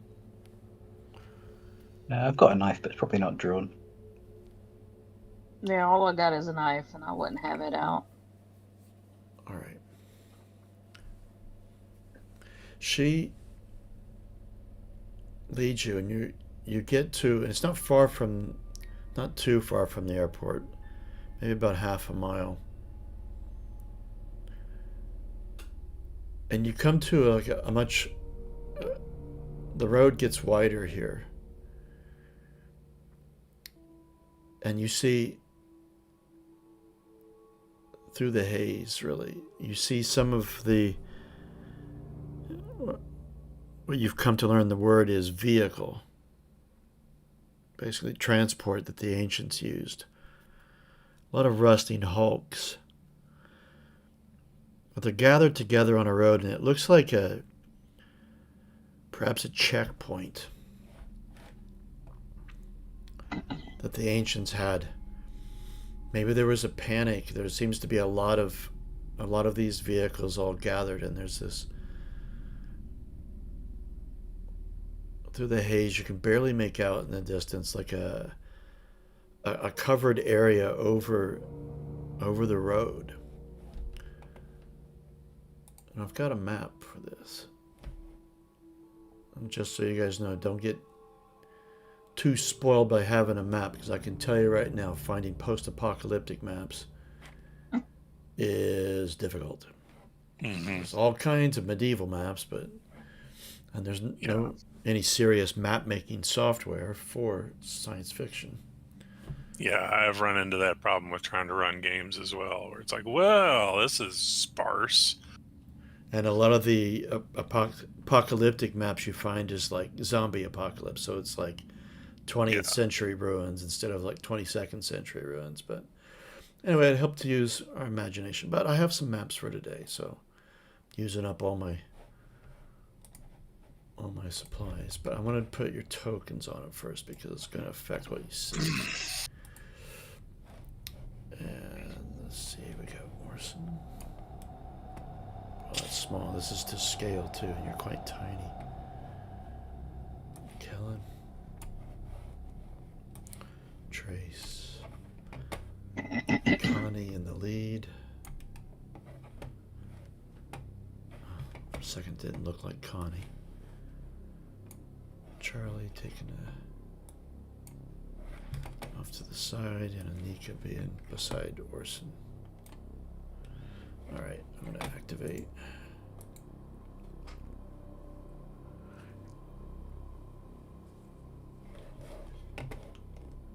And you should see. I made it so there's no fog of war. There's a lot of fog, but there's no fog of war. And the road goes, so going to your right, the road, that's actually north, but you can zoom out to see, but you can roughly see the building that goes overhead. It's not really a building because you can see through it. It's like a number of archways, maybe almost a dozen across.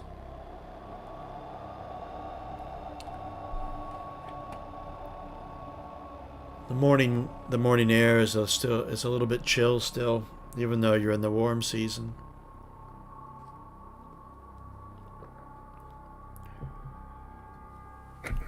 The vehicles nearby, I mean, some of them are really rusted out in a major way, but looks like there remains a few collisions.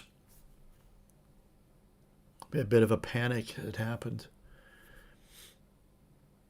The road itself is kind of cracked up. Sometimes you're walking on just bare dirt, stone, sometimes on a bit of pavement. It's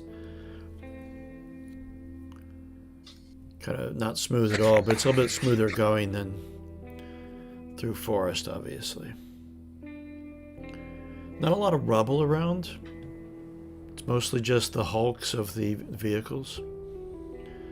But as you go through it,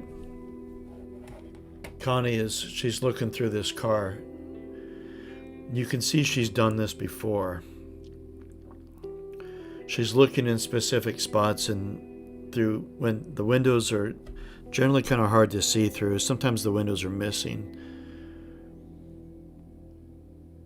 And she looks through bits, looks back at you guys, and then moves around. This vehicle continues over to here onto the pavement to avoid. There's a lot of underbrush here.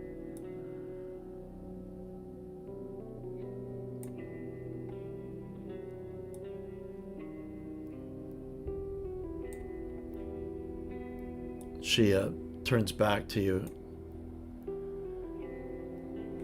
Oh, I forgot to move Charlie over. Charlie's looking around quite a bit.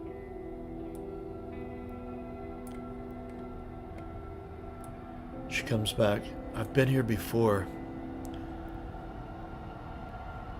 but I was in a hurry, so I haven't actually scanned this place too thoroughly.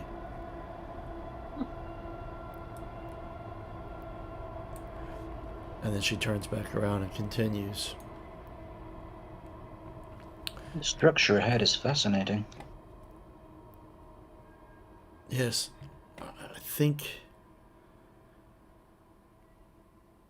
it was like like, you know how we have a guard on the airport, like what we were doing last night. I think it's something like that the ancients used, some sort of guard point or something like that.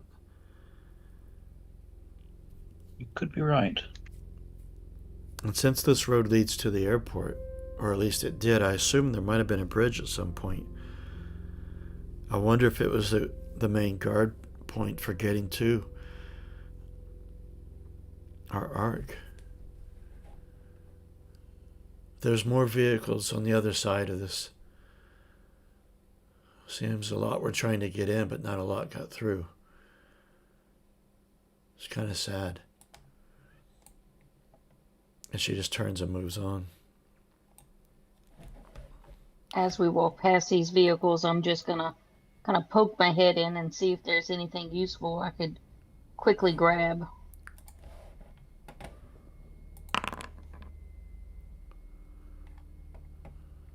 But given the state of things and all rusty, I figure I'm not gonna find anything.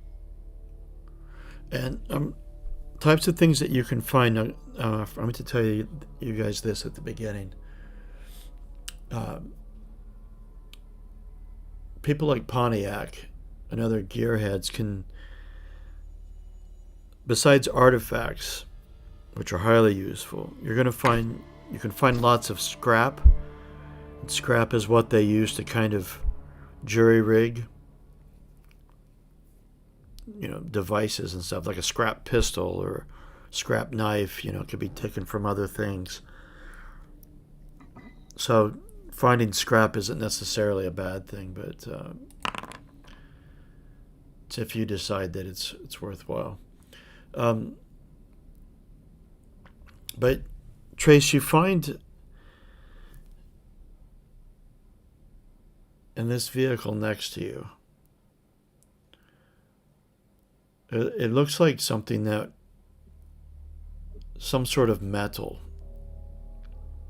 It's got a handle that sticks off of it, and a sort of piston type, something that protrudes at a right angle to that. It's almost like it's like a base, and this piston sticks up, then the handle sticks off horizontally from that. Surprisingly, it's not rusted out so much. It must be of some sort of alloy to make it survive.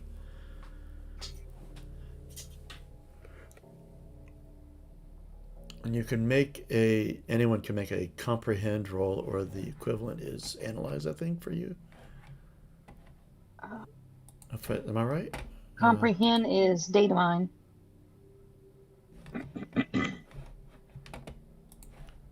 And how do I not have anything in data mine? I'm a data.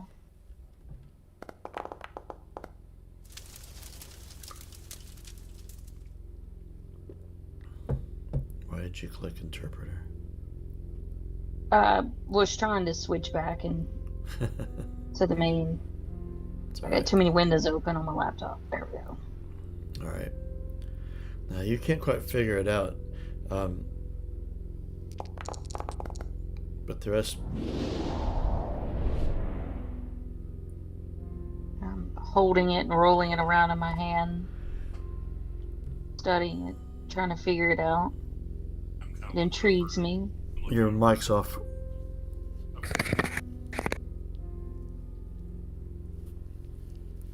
Orson, Can you hear me now? Yeah. There we go. Yeah, I'm kind of peeking over her shoulder as she's messing with it. You've not seen anything like this before, but you can kind of work out when you move the handle, the piston goes up, and it's very strong. You find a smaller little mechanism down at the base of it, and when you move it, you're able to collapse that piston again. Does it like push air out or something when I do that? Yeah. So this would be something that I could use to like pump air with. Yeah, but the piston that comes vertically out of it when you set it down extends higher. It extends up about, I don't know, about a foot. Mm-hmm. And it's quite strong. You could probably use it to lift things that are heavy, to move things that are trapped. In modern terms, you found a car jack. Found a car jack, yeah. Okay. That seems useful. Indeed, it does. It's fascinating. I think I'm going to take it with us. And Connie moves further. And We should call it a lift bottle.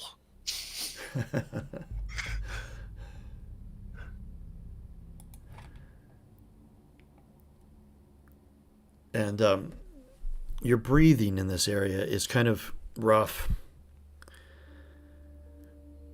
Connie turns back.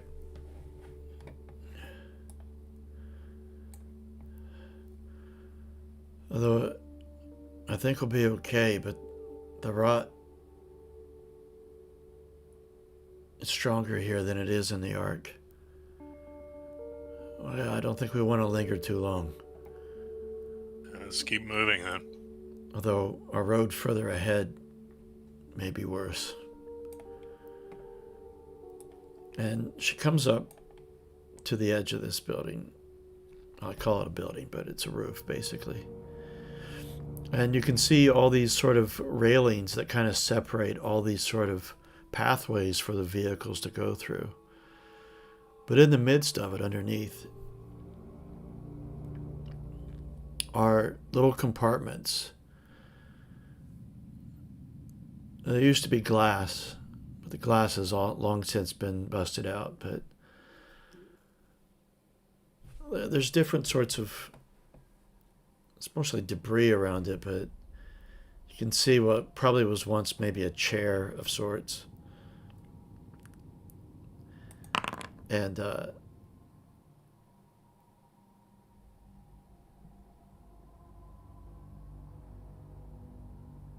can see some rags that maybe laid out almost like in the shape of a person. And right near, let's see, McKellen, you come into, you see in front of one of those compartments, one of these pathways, you see these sort of triangular orange. It's like a cone. It's about a couple feet tall. You seem to be some kind of instrument. A horn of some kind. And there is a hole at the top. But they do stand up when you set them down. You found two of them, actually. One of them was on its side, kind of buried under a little bit, but you noticed it. But it's made of a material, reminds you of the plastic bottles, but it's a lot more rigid.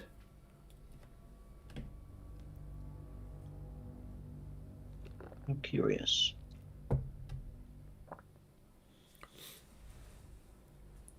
Any things that I mentioned like this, you can always use comprehend. I'll give it a shot. Wow. Yes, you remember some of your readings. These were used for marking off spots, usually on a pathway, to temporarily forbid people to move in that direction. The ancients have left us a warning here. These are some kind of hazard markers.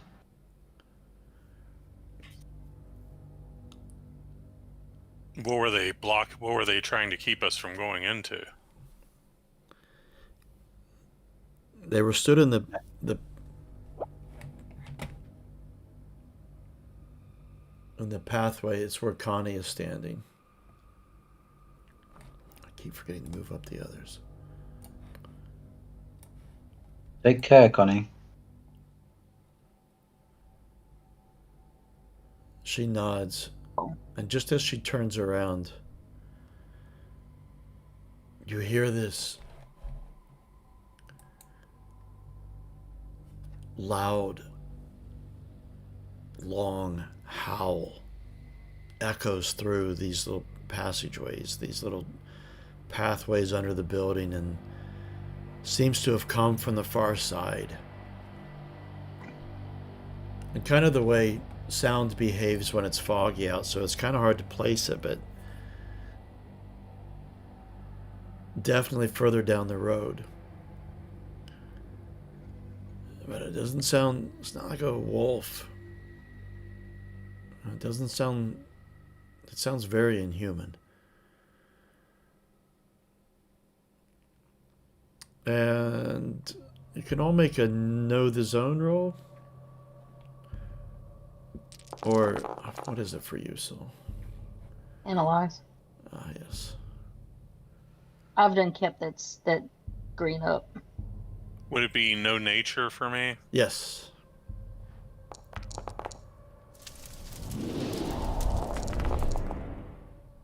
Wow, you're all doing two successes each. Oh, 3 for McGillen. Wow. Dunce. Can it hurt me? How can I hurt it? From that roll, because you guys have all done really well, sounds to be like a howl of pain. And it isn't changing in its intensity, so it's not, doesn't seem to be moving.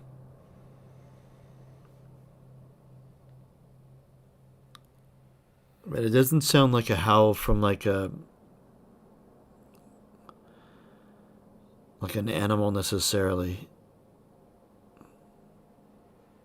But you can't really tell much more than that from here. But you have placed it. It is coming from, if you can see my little purple triangle in this, it's coming from maybe this area, you can best tell. Okay. I want to turn to Annika and see if she can use her sonar to look through the mist here and see what we're dealing with before we get too close to it. Using some mutations. Hold on, just pulling sonar up.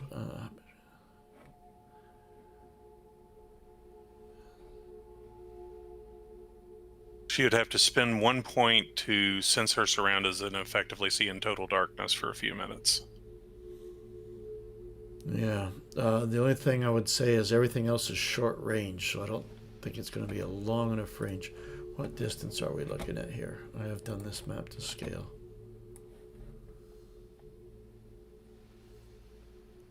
Anywhere from 38 to 52 yards. What was the distance of a zone? It's on the screen. It's under range and movement. Oh, okay. It's going to be long range. But she nods to you and... Let's creep up on it until she's close enough to do that. All right. That would be right about almost to the edge of this building underneath. Okay. Yeah. Austin, if you 'Cause need to my intimidate drones- it when we get close, roar into this, and I hand him the traffic cone. Roar into what? Into this traffic cone. Into this ancient warning. If we need to scare it off when we approach. Charlie is... I don't want to roar at the cone. It doesn't seem like it needs to be afraid of me. If you roar into the small side, it will be much louder. If I roar into the big side, would it be even louder? No. All right. Anika moves closer. She only has 1 mutation point. She's at 0 for now. And she... would this be a situation where I need to command her no. since it's a little risky? Okay. No, because she's All in right. the company of all of you, and it's... All right. But you see her, she gets up there, and she takes a deep breath. And you see the sides of her cheek puff in and out. And there's a lot of force in her face, and I don't know if bears hear in higher pitches like dogs do. Charlie's dog is not too keen on the sound that comes out. I can tell you that. I'd imagine I could probably hear it. Oh yeah, you can. But it's this screech. It's not.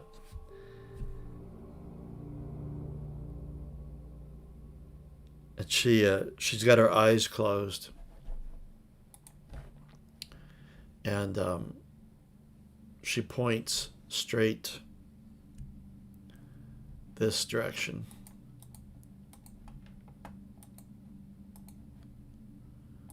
In that pathway, but she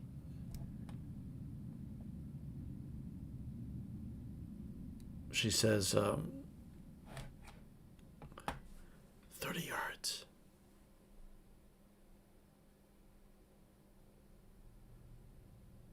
Not moving, but struggling.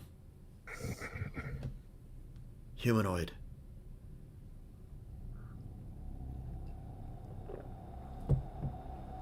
We move to flank.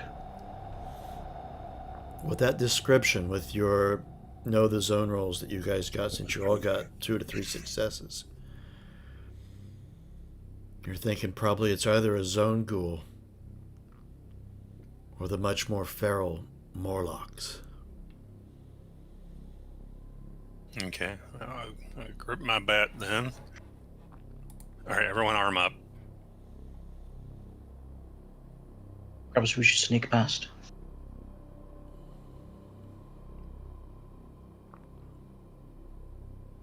Yeah, I don't think fighting it would offer us anything, so let's sneak past if we can. All right. You all need to make a sneak roll. Aha. Here's where I turn terrible. Okay. Got a mighty 1 dice. Oh, I think you might be worse than me. All right. Sneak is infiltrate.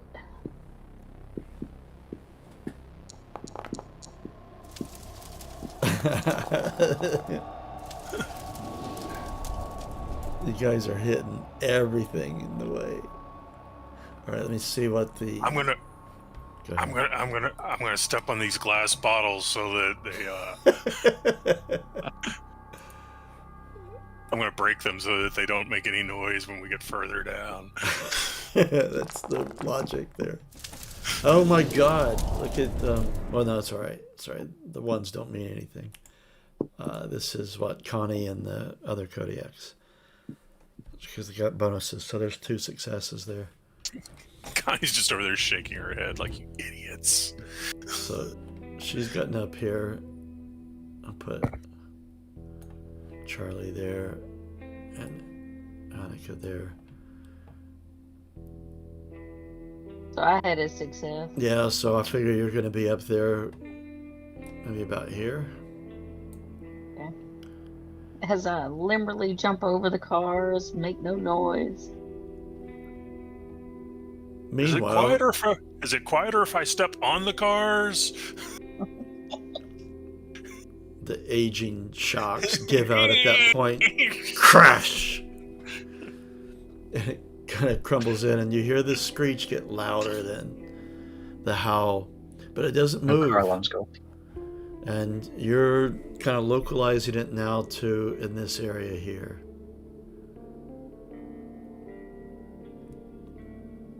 I'm not seeing what you're pointing at on the map. Oh, sorry. In this area here. Can you see it now? It's north of you. Above that truck that looks like a semi. Yeah. Okay. Can you see it? Oh, there it is. Now I see it. Okay, yeah. In this It's just a area little here. faint. Yeah, there's a lot of fog I put in.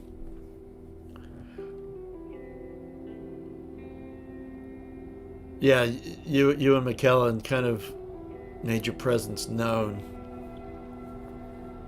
But it doesn't move any closer to you.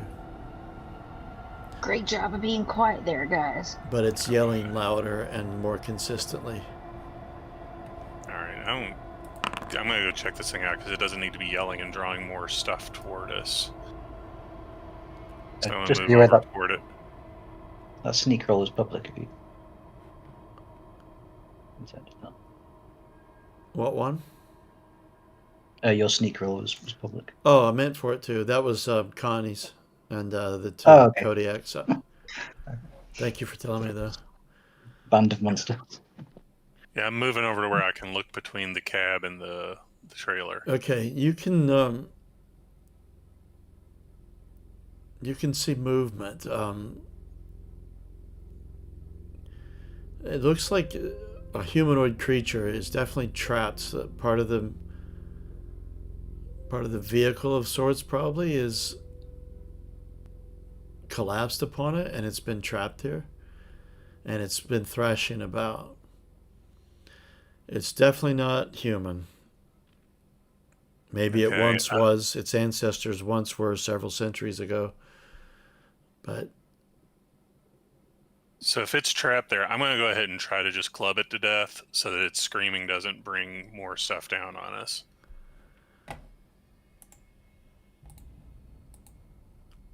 and it is a Morlock. And it's drag that. Oh, I lost my thing. Hold on a second, I'll give you a picture in the chat. I can see its token.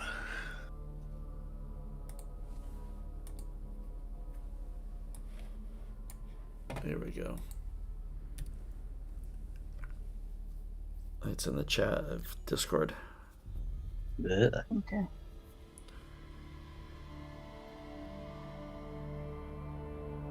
But its bottom half is kind of trapped underneath. Looks like the side of the, or part of the side panel of this big vehicle here has fallen upon it. You're not quite sure how long, but its thrashing about has damaged its leg.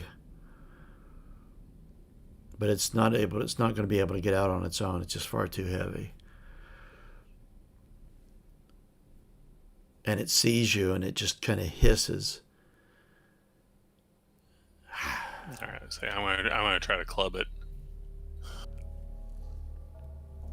Okay.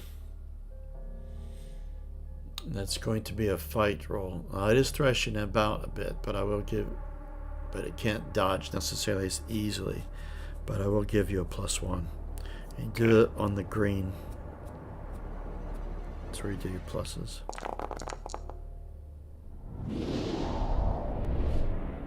Alright, if you click on the word stunts in the chat there, it brings up a list of stunts that you can do with it.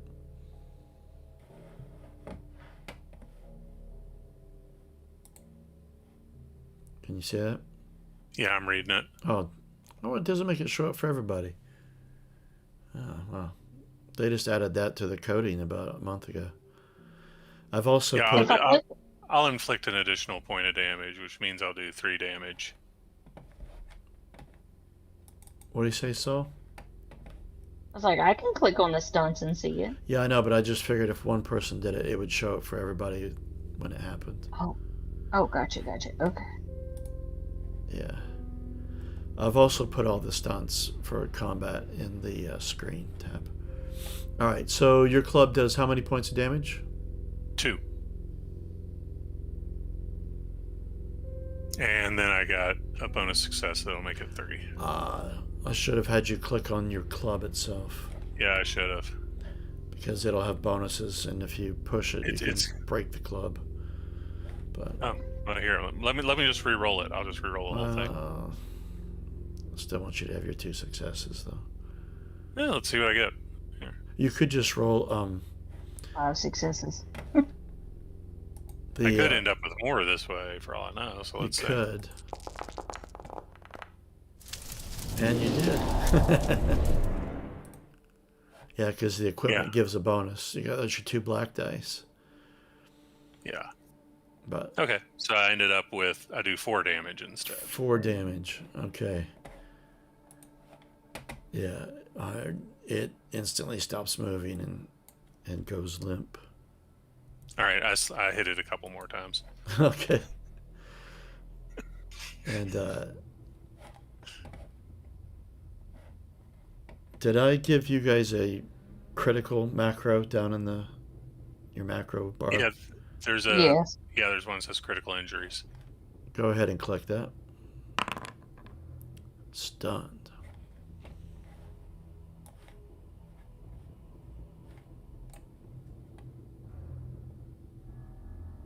And that's what you've done. If you're going to hit it again, then hit that critical one more time. Teeth knocked out. God. All right.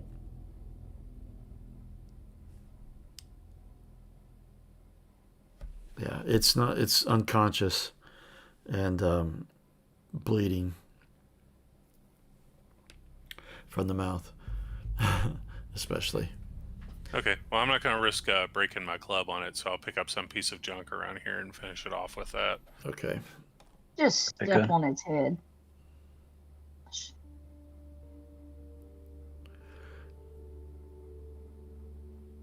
And it's as you're doing that, you see, because you're getting a closer look at it and it's not thrashing about, you see that it was carrying something in its other hand that's kind of partially trapped by this bit of the vehicle. Okay. Well, once I'm confident this thing's dead, I'll see if I can lift that up and get it, whatever it is. What you find is like a rectangular box with a handle on one side. Looks kind of like, you saw lots of it in the airport, which the chroniclers have told you is called luggage. But this is smaller. It's about the size of like a large book. And there's a couple of, almost like maybe a flat like chest of sorts, but it's Does it have latches on it like the luggage at the airport? yeah, it does, in fact. Here, I'm going to give this to someone with less big berry hands to. Yeah. I'm going to give it to Trace or to McKellen. I'll let them open this thing up so that I don't just tear it apart. So I'll take it from you and open it. Or set it on the hood of this car and open it up. What do we have here? Well, do a comprehend, but a +1, because you've seen luggage and such. Okay. And comprehend data mine. +1 on the green, right? Yeah, always the bonuses are on the green. Okay. But Can't quite work it out. It's a little bit different than the latches on the luggage you've seen at the airport. Let's take a look over her shoulder. Doesn't quite move in the same way. Look at this. Kellen step aside. I believe they called it a briefcase because it was only invented shortly before the fall of the engine. Try using 3 of the same numbers in a row. And 1, 2, 3, 4. This guy an idiot would use other luggage.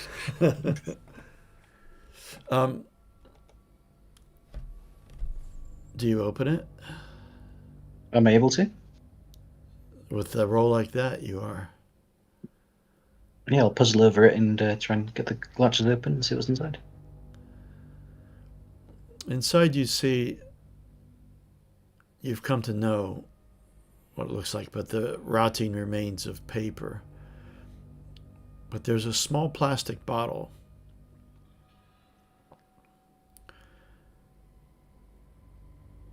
Or anything inside it? It shakes, like rattles. and there's a lid on it. It's not clear. It's colored white. You can't really see through it.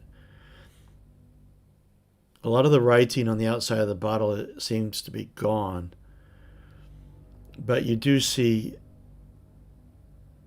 a picture, or remains of a picture of a couple of circles, almost like flat discs, one sitting on top of the other slightly. And I wonder if these could be seeds. and you see a picture of a person on there with holding their hand to their head, and they look like they're in pain. Perhaps this is poison. Maybe. Open it up and see what's inside. I try and open. Can I get through the child lock? Yeah, you meant it with two stunts like that. You managed to figure it out. Ah, there is a technique. And there are 5 little discs on the inside. They're quite intact, actually. Seem to have some sort of like a hard shell coating on them. You detect no odor.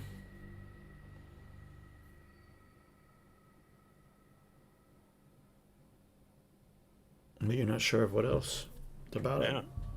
If it is poison, we can try using it to like bait a trap with later and see if it kills whatever eats it. We could test it out on your friend over there by the lorry. He's already dead. Ah. Well, we'll keep a hold of him for now then. Okay. All right, somebody write that down in your inventory. Yeah, what was it? Mysterious capsules. 5 capsules in bottle. 5 capsules.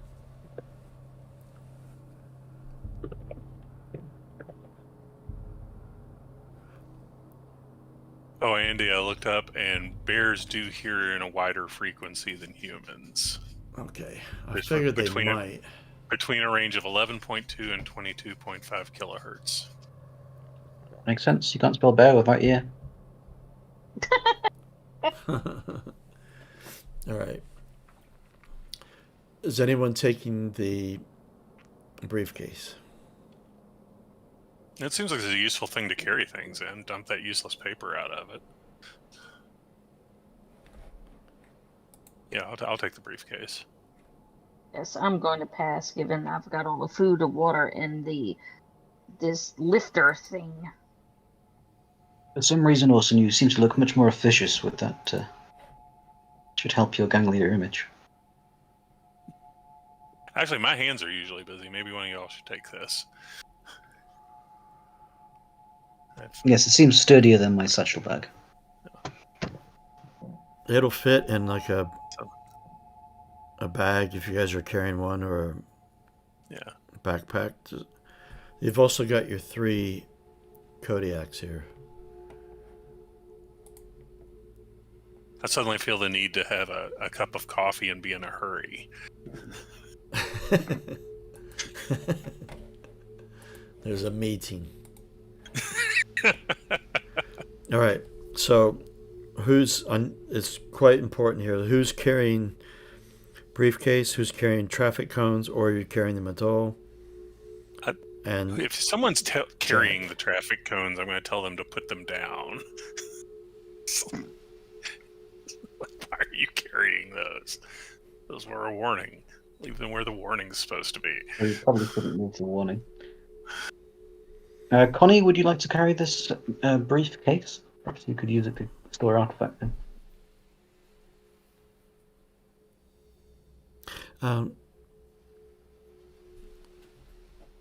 Yeah. I don't have anything to carry it in, though. I'll just put it in my satchel. Okay.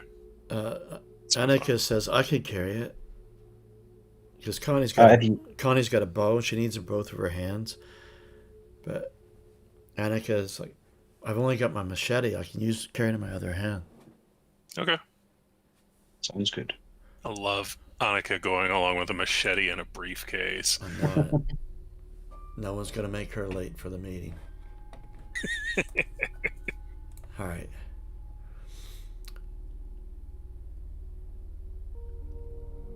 And Connie looks at you all.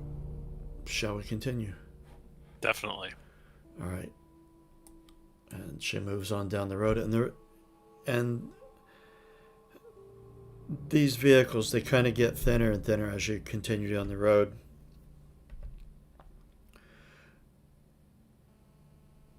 And you're moving in. Let me go back to the big smoke map. Now, do you wish to go?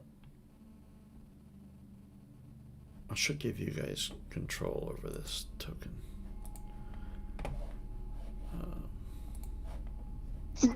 That way you can move it about. Configure ownership. Well, can we add some notes to the map as we go along? Yes. Well, actually, Like for this square, I feel like we should add in that this is like where the big traffic jam is. An ancient warning.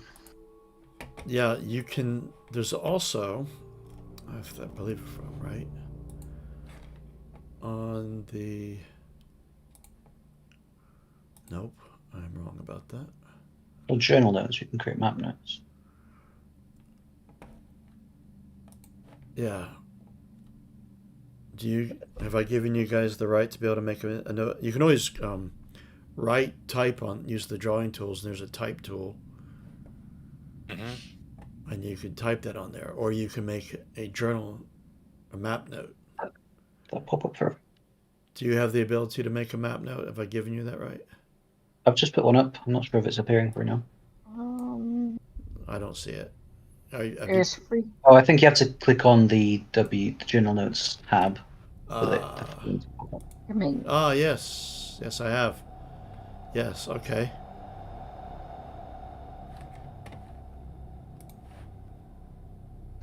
So Yeah, kind of like checkpoint traffic jam or something. somebody started to make text. Do we want to go with the journal notes so it's a little bit more tidy and get rid of the text? okay. Do you know how to get rid of it? I do, if not. There's like a Select. there's a in the second column that pops up on the pencil tool, there's a square at the top. You can just drag it over the whole text and you can backspace or there you go. All right. So ancient warning cones. All right. Now, you guys should have access to the ghost face token for the Kodiaks here. Do you want to go straight north, or do you want to go over to here to that zone, or away from? Let's go north. And I mean, if we can see anything about the terrain we're heading into, that might give us an idea. But otherwise, I say head straight north.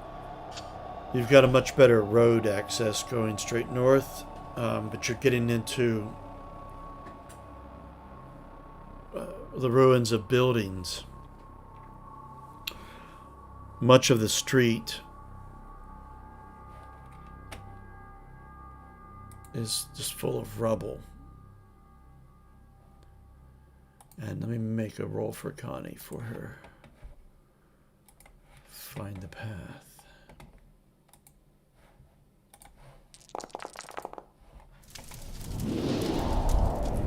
Barely. Oh, no, more than barely. She got 3 successes. I didn't see the other 2 afterwards. Weird. You guys can see that, right? No. Hmm.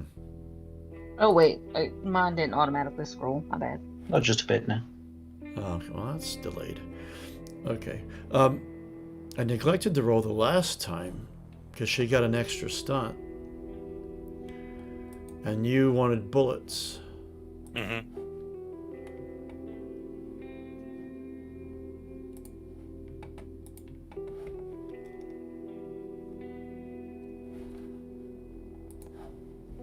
And she had found back with all those 2 bullets. So I'll just put them in my kitty for now.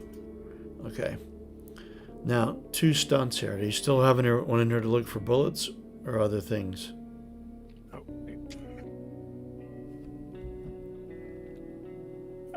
Let's have a look for artifacts now.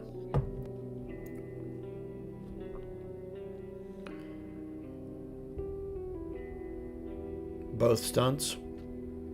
Sure. All right.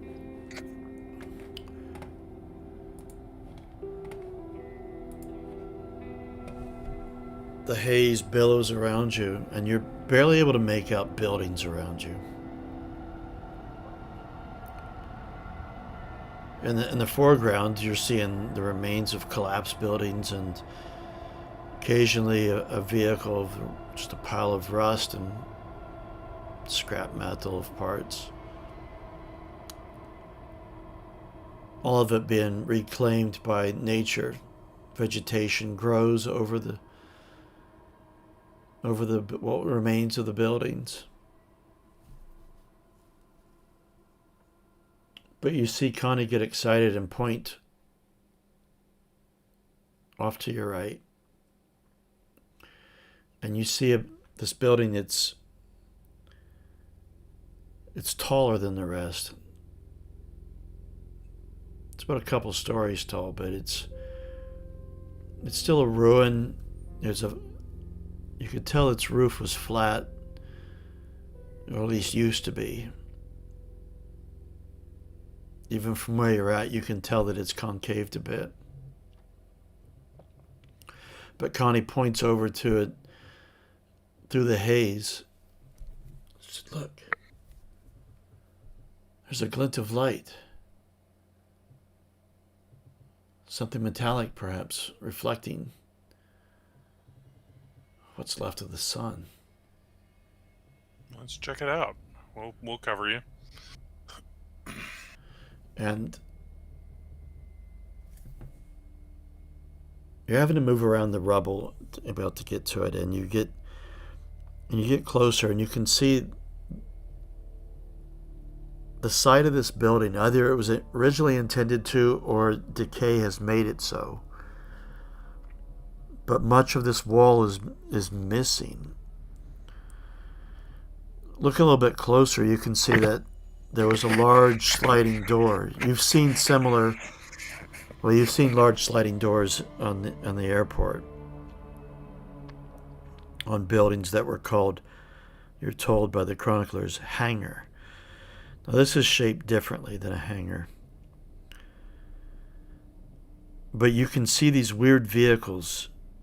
Some of them toppled over, but some of them stood upright. They're in kind of a haphazard sort of way. But they're different from normal vehicles that you've seen. And these 2 long prongs stick out the front of them. On one of them, those prongs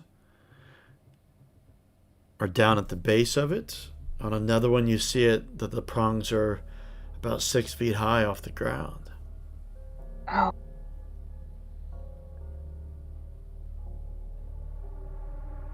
And you see it's kind of an open area. They're underneath. I mean, the roof is collapsed above in a large part of it, but you can see a lot of rubble around the outskirts of this large open area, which was once inside the building. A lot of dirt and nature has come in, so there's grass in there on the floor, moss, and some viney sort of structures. Part of them kind of cover these vehicles a little bit. Perhaps these vehicles were used for jousting. Would I know anything about these vehicles? Would we have used those in Mechatron? Oh, yeah. Why don't you do a +1 on your... What is the roll again for you? Data mine. I don't know. Data mine? Yeah. Okay. Actually, why don't you do a +2? +2. Okay.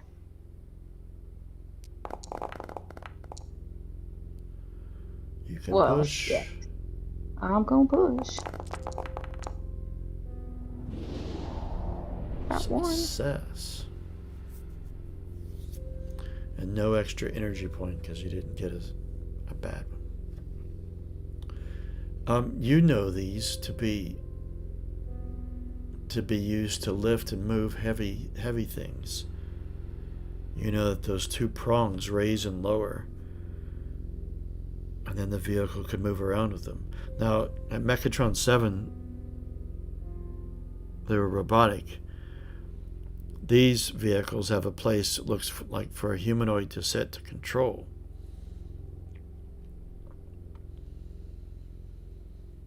But it looks like the light is glinting off of one of them that happens to catch a little bit of a dim sun reflecting off of the top of one of its vertical tower parts that the prongs are attached to.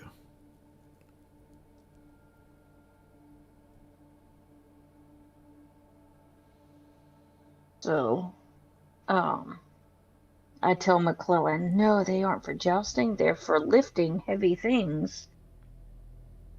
These are different than the ones I'm used to seeing, as ours were robotic. This looks like it takes a humanoid driver.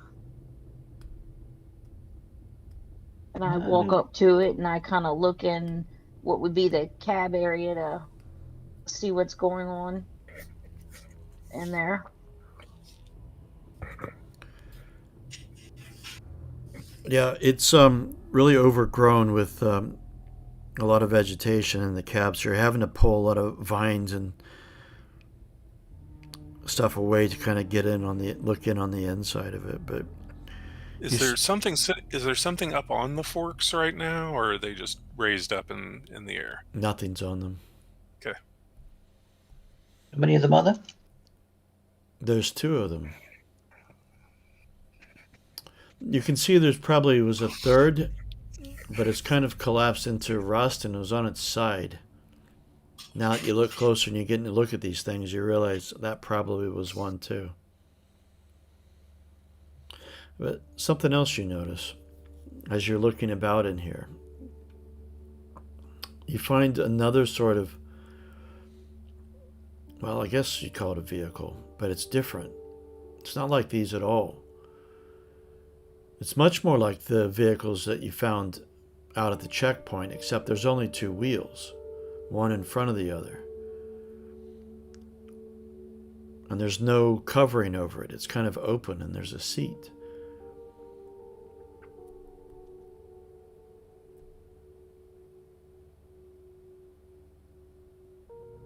And in front of this seat, this was like a T section that comes up right about the height. If you sat on the chair, it's about the height of middle of your torso. Now this one isn't rusted out so badly. It seems to be some sort of composite material that makes up a lot of it.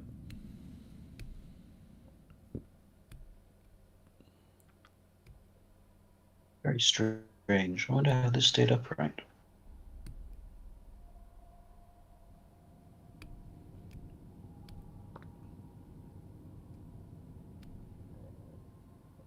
Does it have like weird like buttons and switches on it? Yes, there are a few. Not too many, but there are a few. I'm going to try to comprehend this thing. Okay. Go for it. No bonuses. Wow.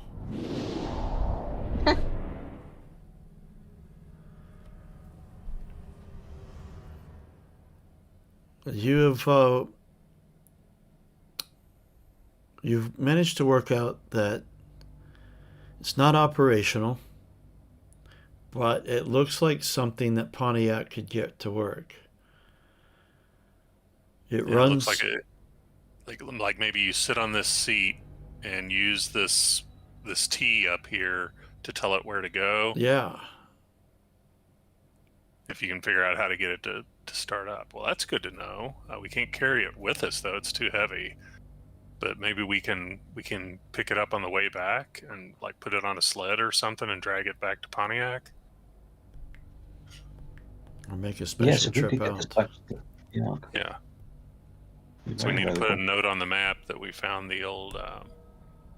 You found a scooter in a Yeah. factory ruin.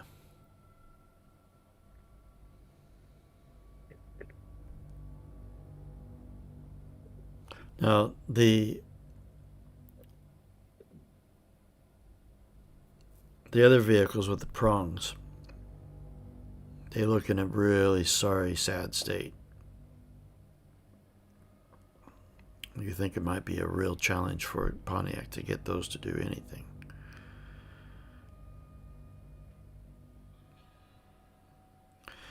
But you never know.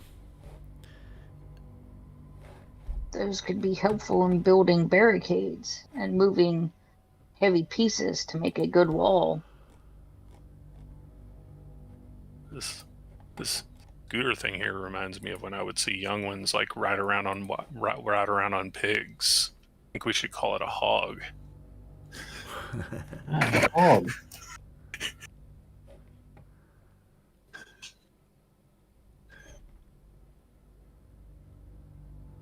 Sure, why not? she'll chronicle that. All right. I need.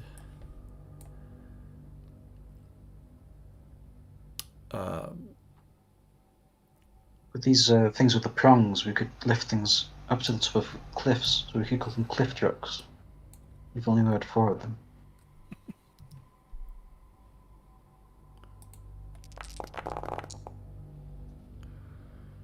Oh, Andy. I need you guys to make scout rolls or scan for.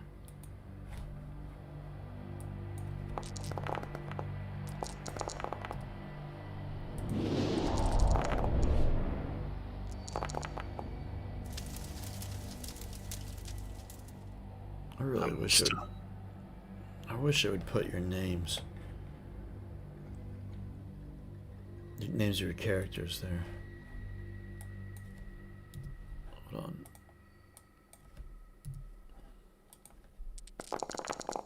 Oh, for. Alright. Enough of you. Okay, so.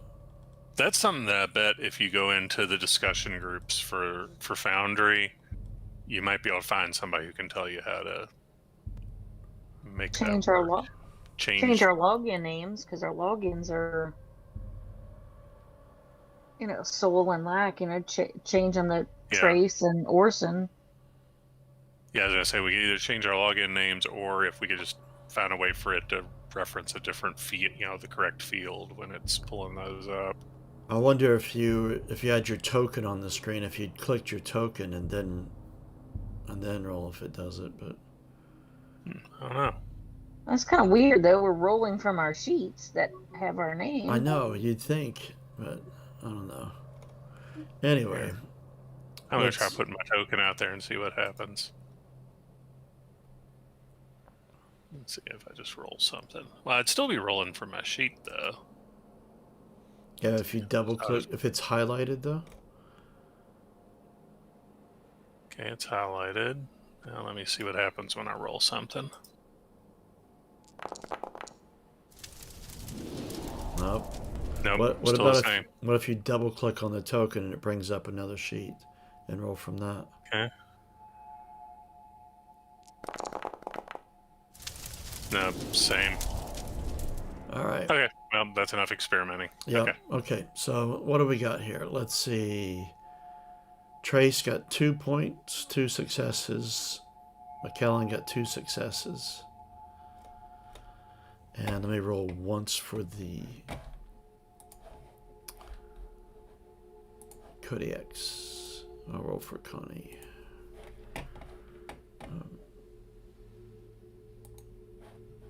+2.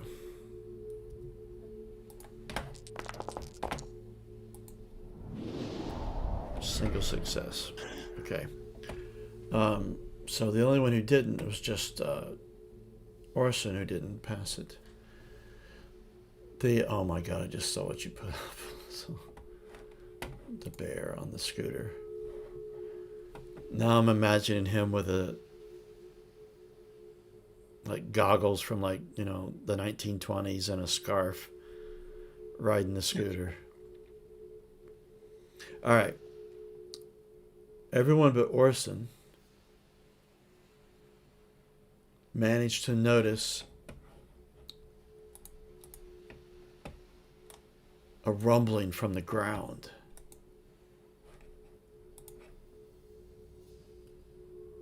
And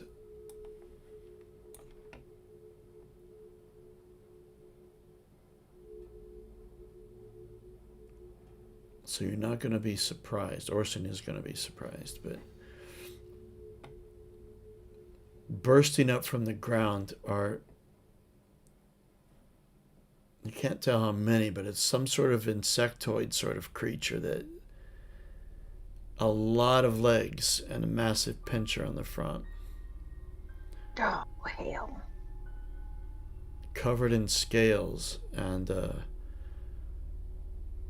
gaping maws, rings of small, very sharp teeth. Are they friendly? They don't look like it. Oh dear. And let me drag some stuff out. Where'd you go? Oh, there we go. It's like the Thrasher Maw from Mass Effect.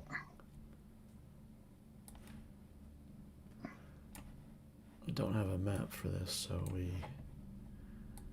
Giant creatures out. And I'll drag out your other tokens out because I gotta be able to put you guys into a combat tracker.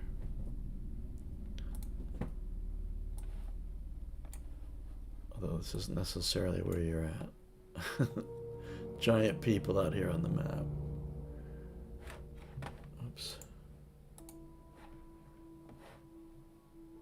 And then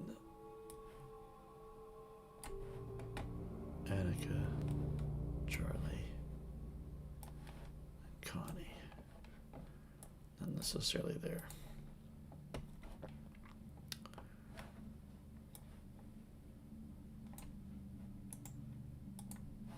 And you should show up in a combat tracker now.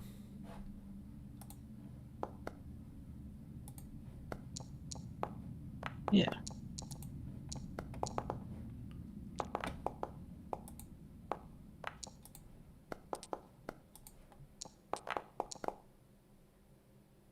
And just waiting on Orson. I'm sorry, I got distracted. Where you need me to do? We're in a combat tracker. Oh, okay.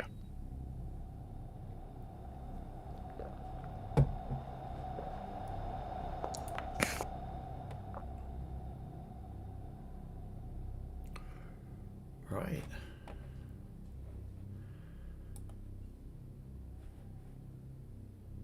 Well, Orson, you had seen the rest of your companions here react. And looking down at the ground and rumbling, then you finally caught on, oh, something's going on. Otherwise, it wouldn't make sense for you to be near the top.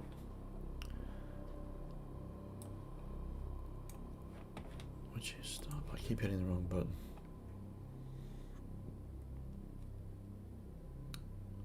And so, if you're ready, or it's 10 minutes till, do we want to stop here and continue next time? I don't know how. I'm okay either way. I'm fine with going on. Yeah, I'm fine with going on too. Let's do My it. only question is, my drone is my weapon, but it's not in the weapon for me to click on and roll for.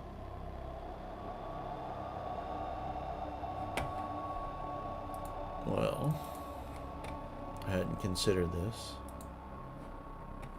Shoot, program level 3. So you would just use agility. Let's see. Drone has. It has a stability of 3 and a shoot program of 3. So you'd roll 6 dice. You could use the roll macro down at the bottom. Okay. And then, and there's no gear bonus for it, and you cannot push it. Okay. So that's three base, 3 skill. That's right, and it also costs you 1 energy point for every round you direct it to do something. Oh, bloody hell. I'm gonna run out of energy real quick. Yeah. All right. Can you guys ponder what you want to do briefly? I need to make a very quick bio break. I'm not going to make it. 1 second.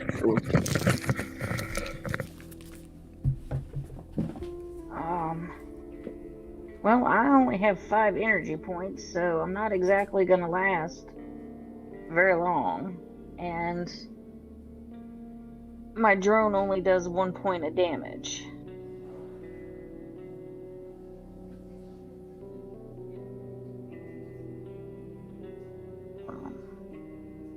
What are these do?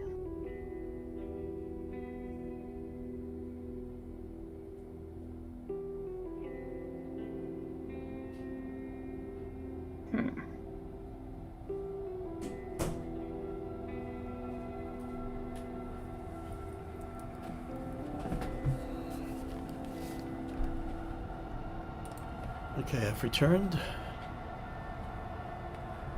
Alright, I do have a combat timer, so you need to be quick about it, but I want to position these creatures aren't all in a row. So I want to kind of move them about. So this is just our virtual sort of, just to know in relative position where they are.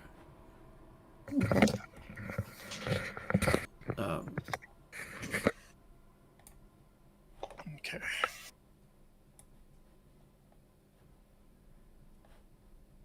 I'll leave Connie and them there.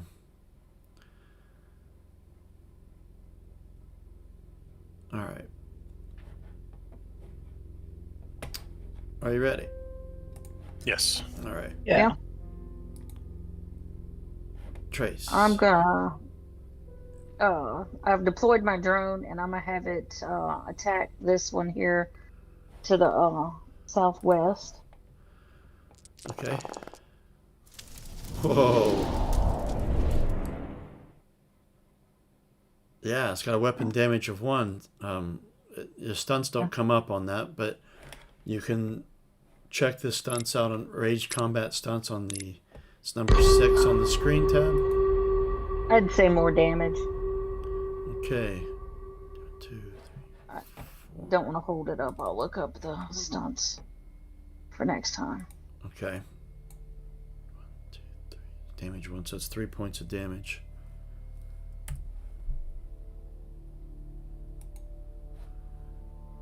And it kind I of go down. it recoils from that and lets out this screech that does not sound very, very good. Orson, you're up. Okay.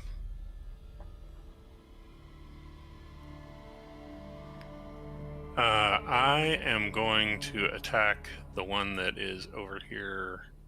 I'm just going to move to the one that's right next to me and attack it. All right. Here.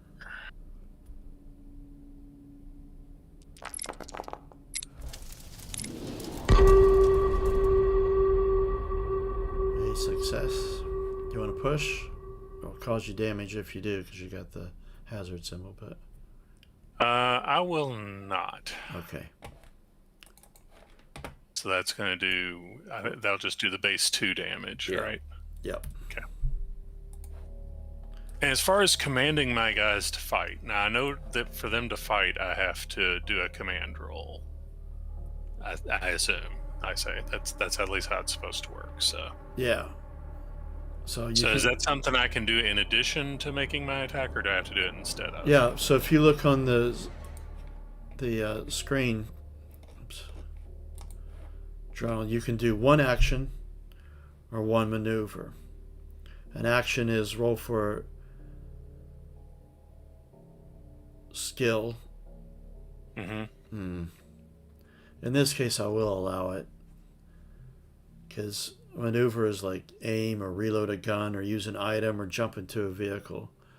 Yeah. But I think... Because this is just me telling them to attack is all I'm doing. Yeah. So. In this case, if it was a complex, like infiltrating some sort of compound or something like that, then yeah, that would have to be your whole action.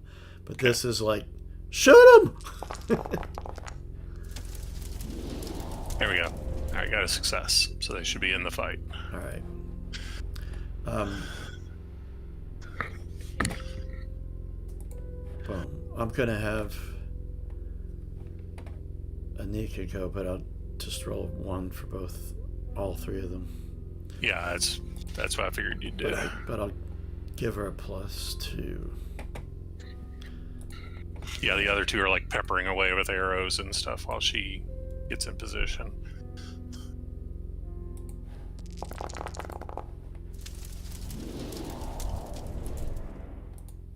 A success, 2 points. Up to this one down here. Okay.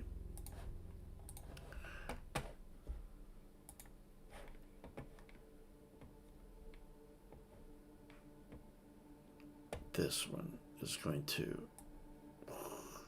move up. And attack. Attempt to attack.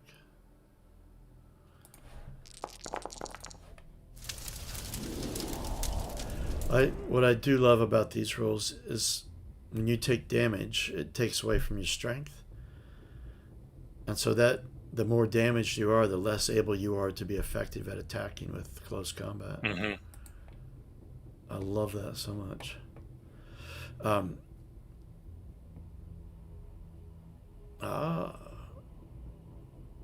Okay, so damage.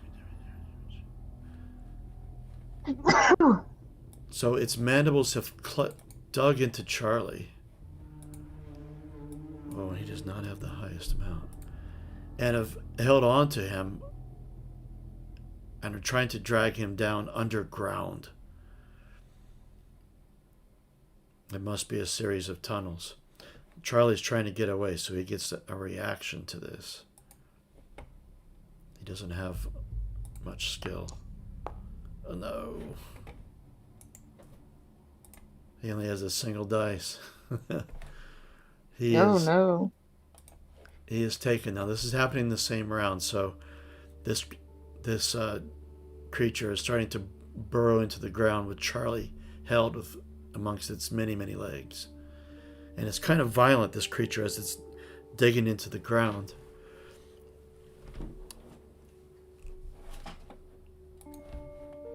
McKellen, you're up. So is Charlie underground now, or He's in the process of being dragged underground? process of, yes. Okay. I'm gonna sort of dash away from the one that's next to me, and then turn towards and glare at this creature handling Charlie. And I'm gonna use puppeteer, or attempt to make it let go. Oh, that only works on humanoid creatures, by the way.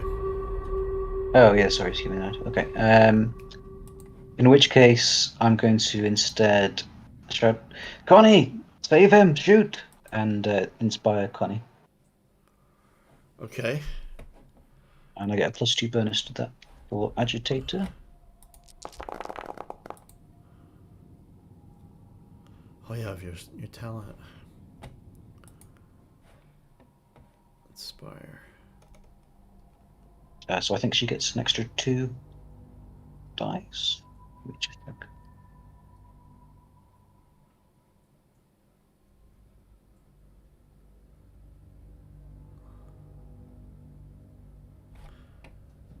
Oh yes, she gets 2 successes actually. To her, if she chooses to shoot on her turn.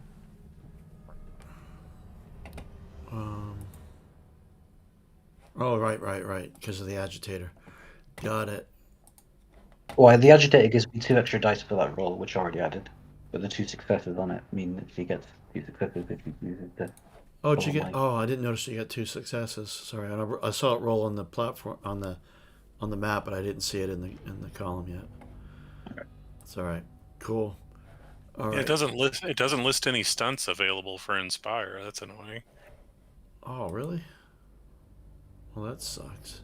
Not all. Well, of them have the stunts. second one is included, so. Oh, that's why, because it adds into what they do. Yeah. Got it. The only thing I would say to you is that Connie doesn't get to go because I did those 3 as one. Oh, right, okay. But when their turn comes around, she can take the action with a The +2. the following turn, yes. But this one, And they might- went before the creatures, so it still works out.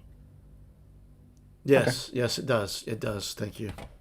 All right, so skip past that and go to this guy who's going to attack Anika. That's what's close.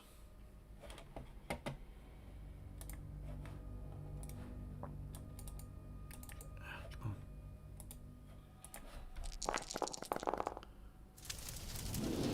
on. Success.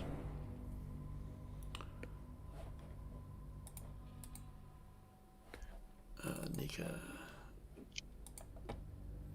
is tough as nails.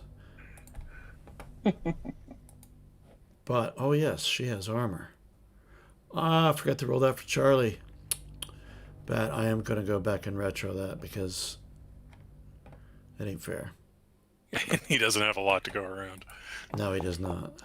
And Anika is not successful. So she did take damage. I will go back and do that with Charlie really quick. I forgot they have their biker jackets.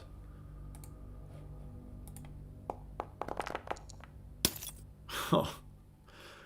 No. Charlie was not successful either. God damn it, Charlie, zip up your jacket. He got 2. If you'd have pushed it, he got... He got that. Wow. If I'm doing the armor rolls right, I don't know if that means anything else. I will have Anika push her armor, though, which I forgot to do. Unless I'm wrong, you can't push armor rolls. So you can or you can't push armor I don't know rolls? if you can. Okay. It doesn't make sense that you can, actually. I'm going to leave that out. Okay. Because it's I'll not do like it you're not trying harder to, like, no, hit this part of my leather jacket instead of the one in my open chest. Doesn't make any sense. All right, she does take 2 points of damage, though. And we go to the other one. It's going to attack Orson. And... oh, dear. 3 successes. No. Do you have armor? Yes, I do. I have 3 armor. Okay, you should have an armor button at the top of your character sheet pressed.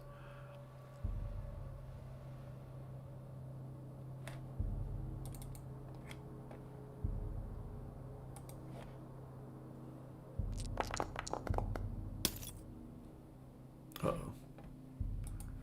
Alright, I do want to double check to make sure I'm doing the armor correctly. I'm pretty sure I am, but... 1's damage, yeah? that's only if you... I would have I thought think that's if that- you pushes. I think the explosion means your armor actually gets reduced by 1. That's what I'm checking, because I can't remember that one off the top of my head. I'm looking now, but I'm not finding it just yet. Yeah, I was No, just if you're using useful gear, it's on a push, it destroys it. So I guess it would make sense that you can push armor rolls. There we go. Let's see.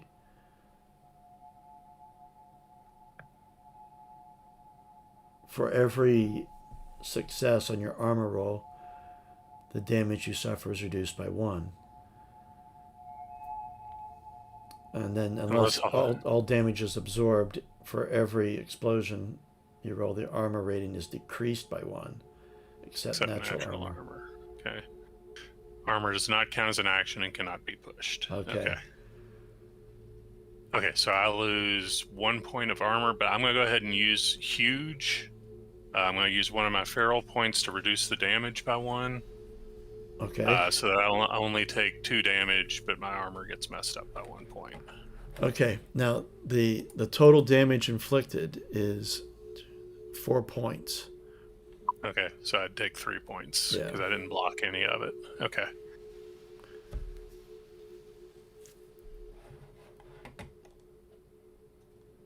Oh wait, I get 2 rolls on armor because I've got the shield. I've got the shield and the armor. That was how we decided. Yes, it would you're work, is that we'd right. have to So do you it have as 2 to separate you have to rolls. arm So them. now I have to disarm the shield and then put the armor on. Right. Now I can roll the armor. Okay. So your shield So is the down shield took 1 point of damage. There we go. And now I roll this one. Yeah, we'll get the hang of this. It's not too long. It's not that much different from other rules we put. Wow, look at that. And block 2 points. Okay.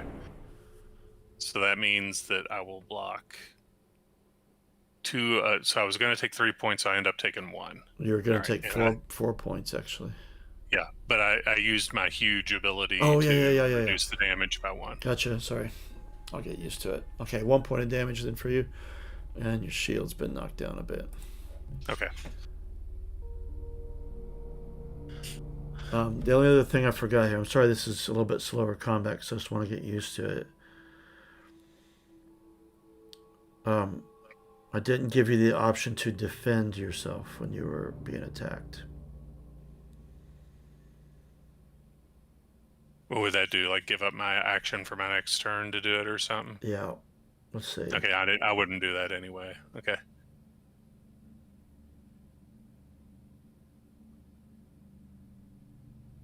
Hold on. Oh, yes. And you need to declare it before that you're going to defend before they roll their dice. So I didn't describe it to you well enough. Yeah, you lose your next action, but not your next maneuver. Yeah, so you wouldn't have done that. Okay, that's good enough. But what skill do we use when we're defending? Fight. Same skill. Fight. Okay.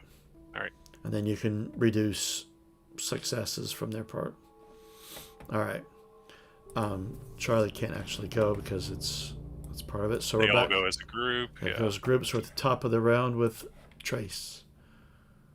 Okay, I am going to have my drone attack that same one again. Okay, another energy point. Okay, so that puts me down to 3 energy.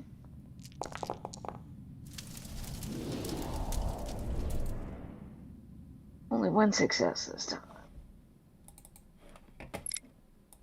But you have damaged it. And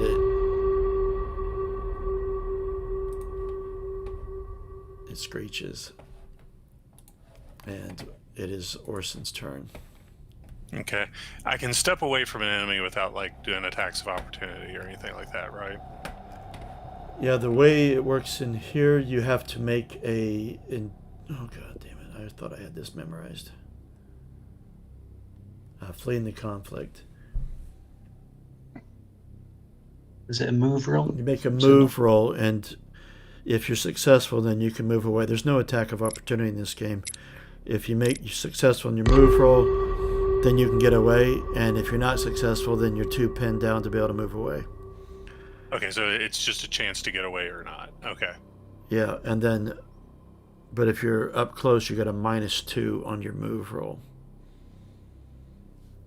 Because you're at arm's length from this creature. Okay, so not much chance of me successfully getting away, but let's try it. Okay. So I am at a -2 because I'm up close, right? Yeah.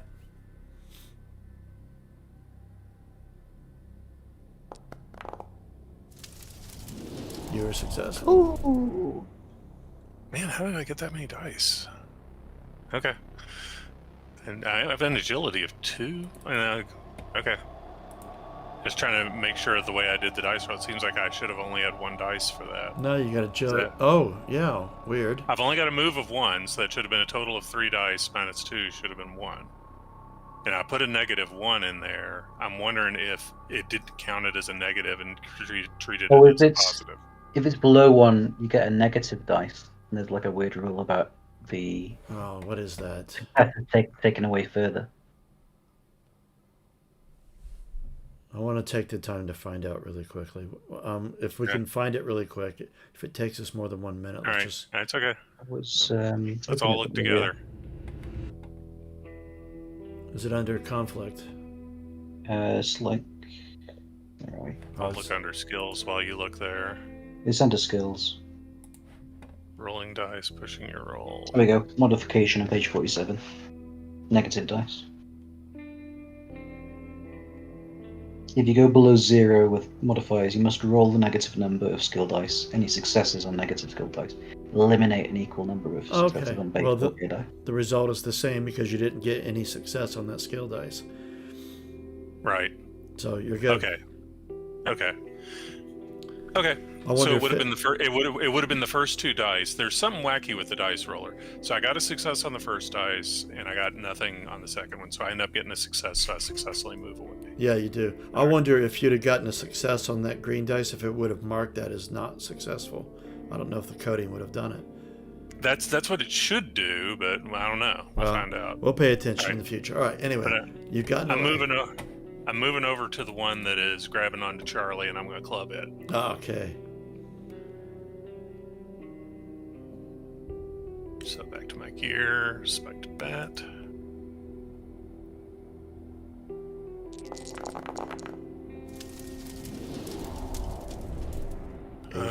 There's one.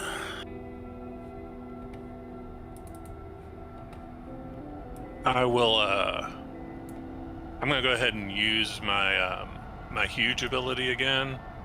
This time to increase my damage by 1. Okay. And you got 2 points actually, from your club. Wait, before I do that, no. Let me go ahead and let me just push it, because that way I might get more feral points. No, but I will take. No, but I'll definitely take 1 point of damage if I do that. So no, let's not do that. Pros and cons with that. I love the system. Okay, yeah. So that's going to make me do 3 damage to it. Okay. And it releases Charlie. And roll your crit. Okay. Ha! Tore off part of its ear. Doesn't have an ear, but we'll say the side of its head. But it stops moving.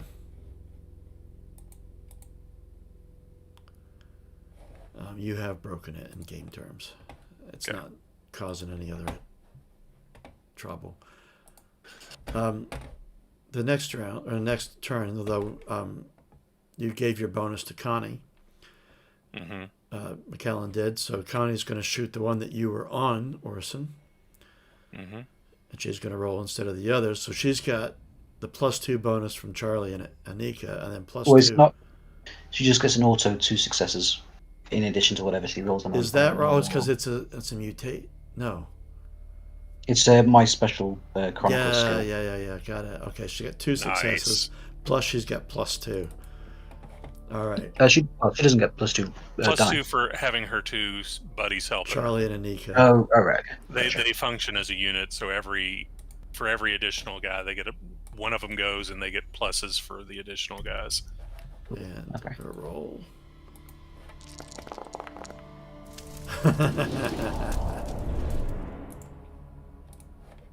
There's a total of 4 successes with the ones from McKellen. Nice. Damage 1, 2, 3. Stunts. What does she want to do? More damage. Pin the enemy down. Increase your initiative. Target drops a weapon. Not relevant. More damage, I think, for those. So 4 points of damage to that one.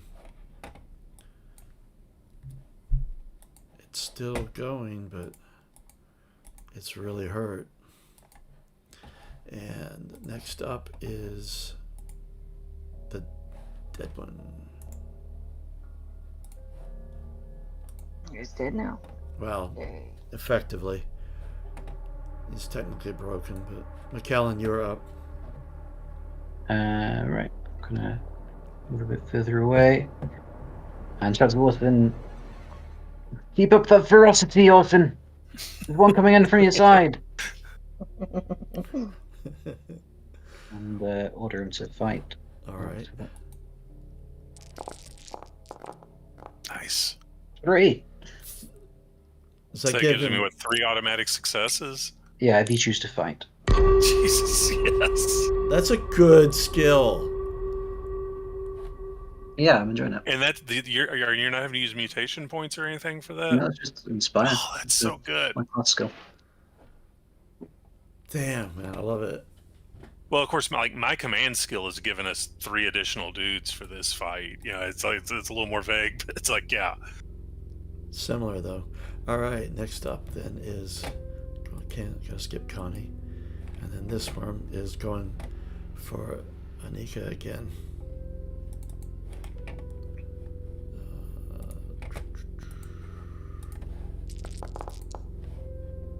Oh dear. All right, Anika, let's do your armor.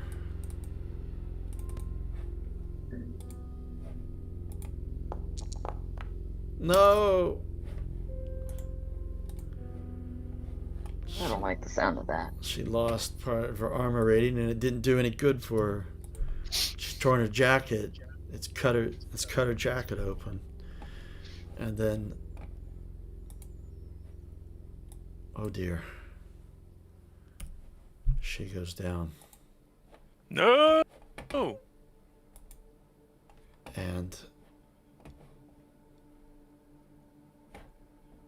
do you want to roll the crit for her, Lack? Sure.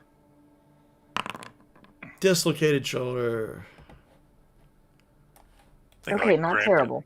The thing like grabbed onto her arm and was just like trying to yank it off. And let's say if it damaged her, it tore off her sleeve and part of the chest there.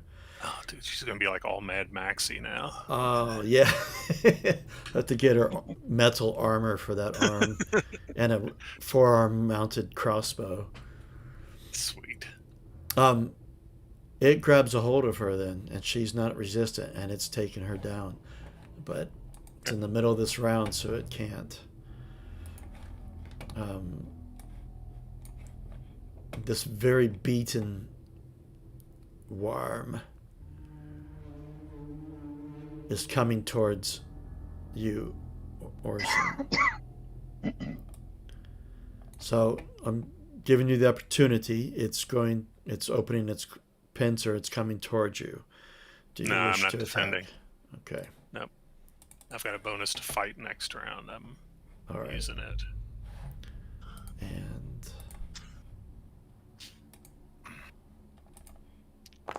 it is quite damaged, so it misses. So you manage to kind of lumber out of the way, even though you're quite large, and it snapped its pincers closed right next to you.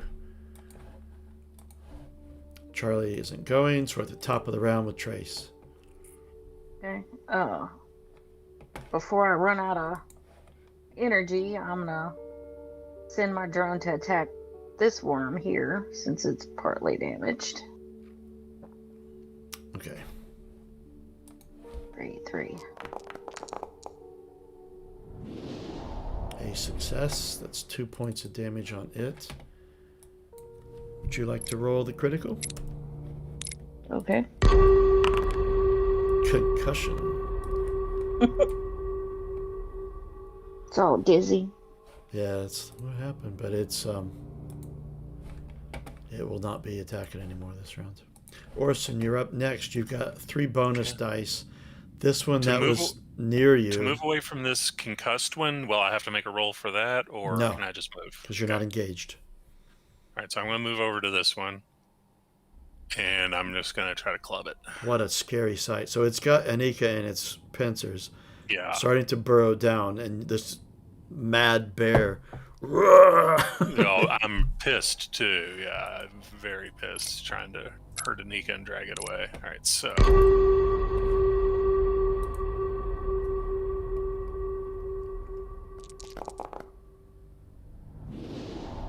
All right, there's my 1 success I need. I get 3 more from. Yep, total 4. Yeah, total of 4. Let me check my stunts here. Can I pull a weapon object from my opponent with one of those and make that be Anika? Yep. All right, so I'm gonna break her out of its grasp and then use the remaining 2 to do bonus damage. So that's gonna be 4 damage. 4 damage, and it does not have armor.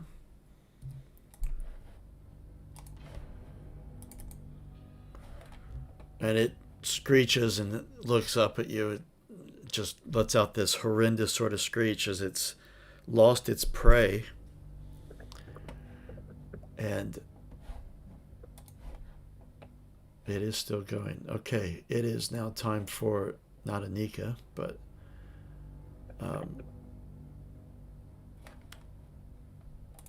Charlie. Time for the Kodiaks to go. Yeah. Yes, it is, and I think Actually, I'm looking at my Inspire talent, and it looks like I don't have to wait for my turn either. So in a conflict, I can inspire whenever someone around me performs an action that I want to help, as long as I haven't used my action this turn. it's a new round. So I'm going to shout out, "It's on its last legs, Kodiak! Finish it!" And Charlie's sending his dog. Yeah. It's been an extra 2 on that. Let's see, I'm just reading the rules on it. Because he's got the talent of fight dog, so he's got a +2 mod on it anyway. And sick a dog. Let me read the rules really quick.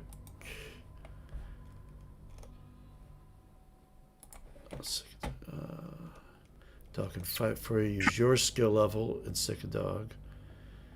And the dog's strength. Okay. You can push the roll, risking damage to the dog, but it won't give you any mutation points. All right. But he's got a +2 mod on that. Got it. Okay. Dog strength.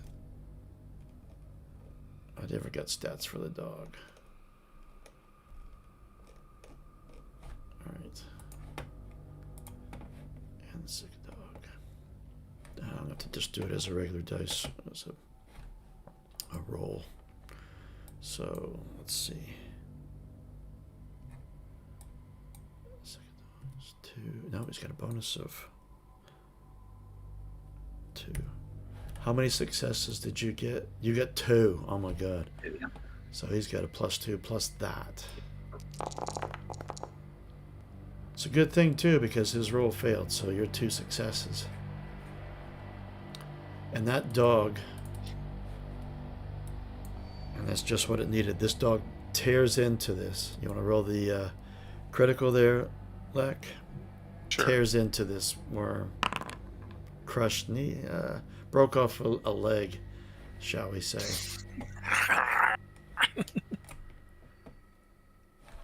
What a scene. Just see that dog just barreling through.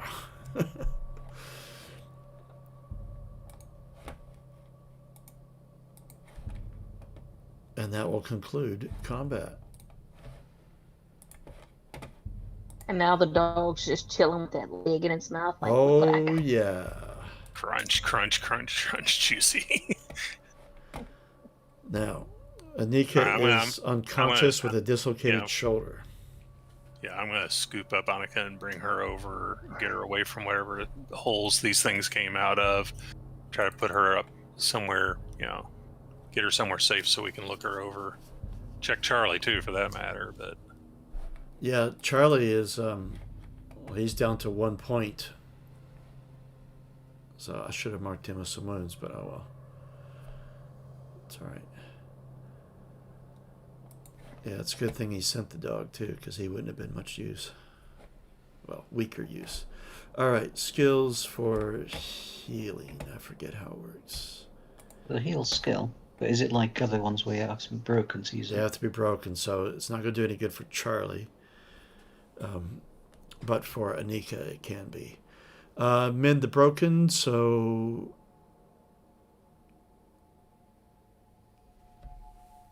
You can roll, and they successfully get back on their feet if you're successful, and they immediately recover a number of attribute points equal to the number of successes. No resources are needed, so normally for healing it takes a unit of grub. Failed roll has no further effect. She doesn't have So any... if you're using the heal skill, it takes a unit of grub, but what is this he's doing that doesn't? No. Just to heal naturally, it takes 4 hours of sleep and a unit of grub. Okay. But all right. this one, if they're broken, it's just a straight up roll. There's no grub required. And how many Okay. successes you get is how many points they get back. And this can have people helping. Okay. I'm going to try and catch up Charlie. Yeah. Who's got our best heal here? I'd only have 3 dice at it. I've got 6. I don't even have that. Yeah, you humans are on All your right. own. You organic I'll- life forms. I'll try to help. What is that? Does that give him another dice, or do I have to roll for it, or? It just gives him a +1 Okay. +1 die. I'm just checking Connie and Charlie's skills. No, they're all right. Anybody else helping? They could still help. Yeah. So you can make this. Yep. Oh my gosh. Yeah. They'll help. So Connie's going to give you a hand, and Orson's going to give you a hand, so you get a +2 on your roll there. Right. Help keeping steady. Yeah. I don't think my repair and network will There you help go. at all. Wow. She's back up and's got 3 points back. Nice.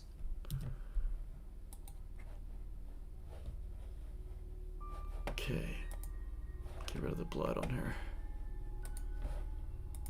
Try that. Give him a little blood. All right.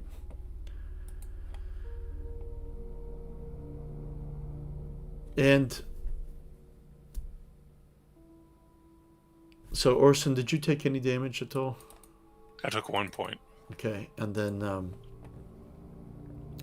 Charlie's taking 2 points. He's a little weak. Anika's got. She's still down 2 points. She has a strength of 5. She's quite. I know she's strong as shit. And that's all that got damaged. Energy points, you're down to 2. So okay. Yep. All right. Yeah, I think we get away from whatever tunnel these things are coming out of, but we're gonna need to get a chance to rest here.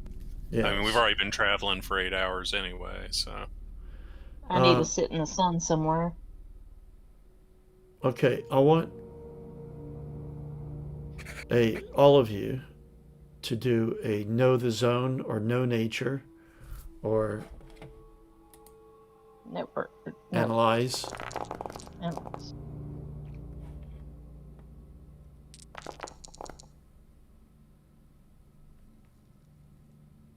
Well, that sucked.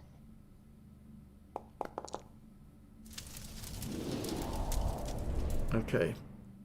McKellen and Orson, you know that these sort of creatures,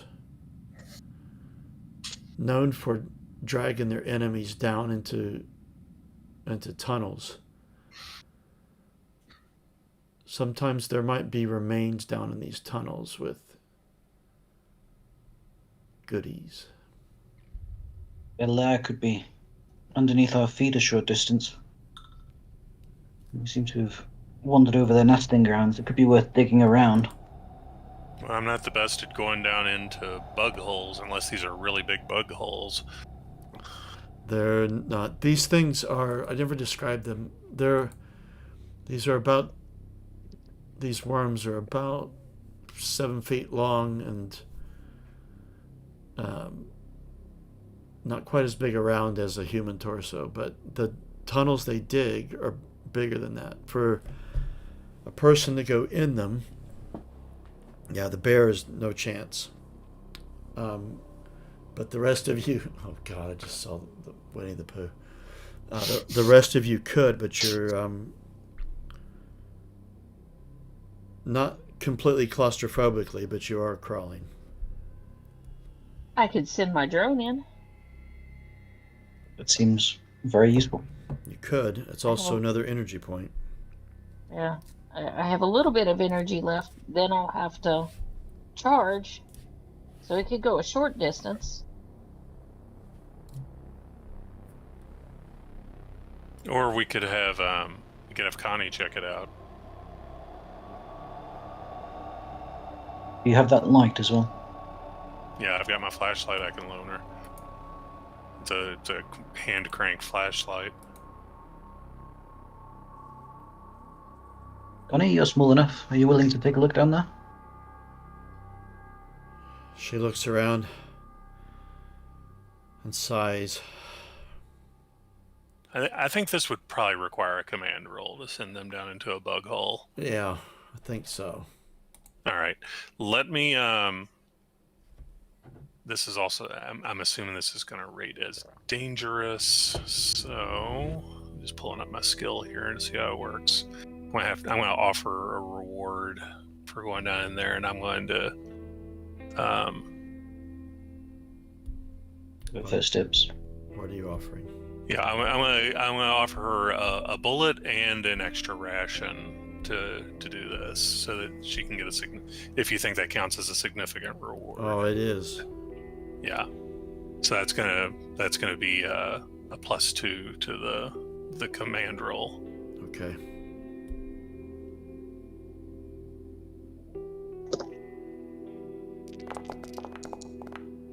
Ah!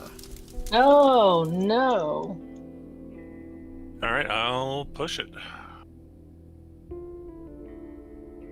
And I just do it here. No. She says, screw you guys. Oh, wow. Okay.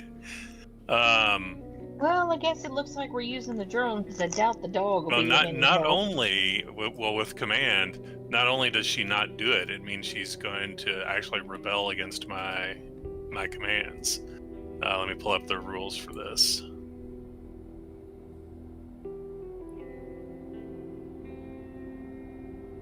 Failure. If your command roll fails, someone in your gang rebels against you. You need to fight them one-on-one to make an example of what happens to anyone who questions your leadership. Wow.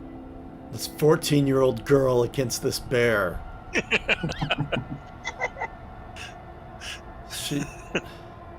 She's like, fuck you, I ain't going down there. Yeah. Using the big middle finger. I said for you to Oh. go.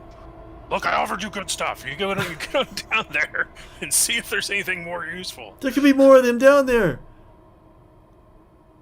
I ain't going told you down to- there. Okay. All right. Go down there now, or I'll shove you down there.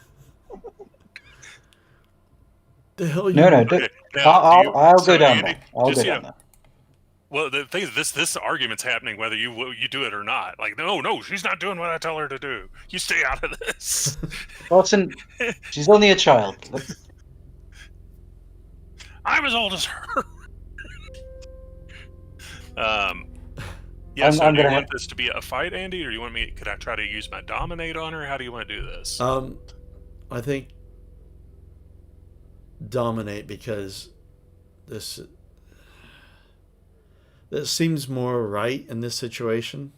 Yeah, let me see if I can just dominate her down from at least not starting a fight with me. Okay. And then, McKellen, you said you wanted to climb down there. Well, to see what happens with Connie and Orson. All right. Be escalated.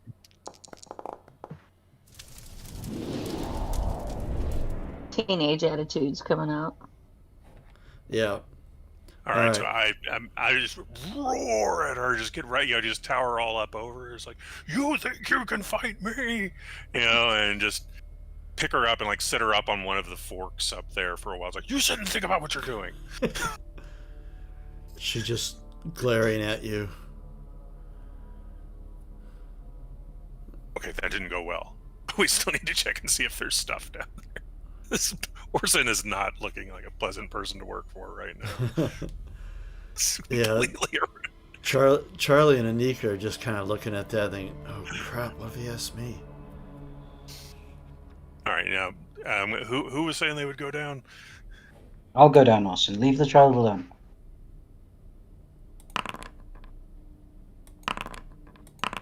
And we'll right. climb down the hole. Oh, here's a flashlight. Oh, yes. Might be useful. All right. I'm going to, let's see. You need to make a move roll. Oh my god, it's like your worst skill ever. Way. Yay, look at it. I'll try and push just so I can have a chance of dying. Oh, I did. Oh. Oh no. Oh no, that means you're broken. You're completely exhausted. Just trying to maneuver in the hole, you're just completely out of breath. How far down the hole do I get before we collapse unconscious? You're, Waist deep, huh? I'd say your feet are sticking out, and we just see him, and he just stops moving. You see those feet. It's like suffocating down there. Completely wedged himself into an airless spot. This has I'm gonna grab him become by a his. comedy scene, I'm gonna grab him by his feet and pull him out. and he's just kind of his eyes are kind of delirious, and I'll pop up a bunch of soil. yeah, You posted that picture of Winnie the Pooh. We draw a moose on your butt. yeah, And he's our best medic too, right? he is. And to recover from exhaustion is a unit of water and rest. So you're all wanting to get some rest anyway, but he's going to be out of commission then until then. He's just lying there, just breathing heavy. He is. All right, you organics, let me send my drone in. Gosh, difficult people. Just as a bit of out of character for you there, Saul, if your drone does find something, it won't be able to bring anything back. Doesn't have Well, manipulator arms. Yeah, it's got a camera. We can see if there's something worth sending another person in there. You're right.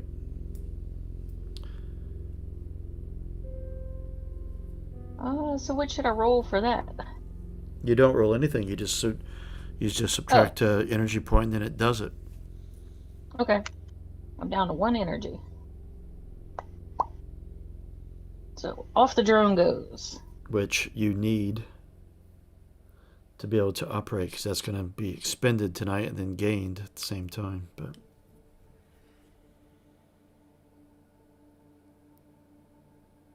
yes, so the drone goes down, and you can see it. There's no screen for anyone else to see, but you're seeing what it sees. And the wrong thing.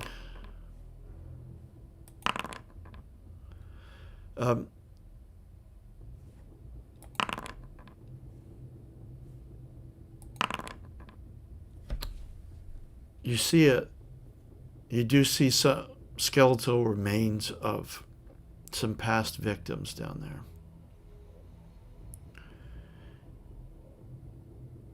And you see, you wouldn't know what that is. You probably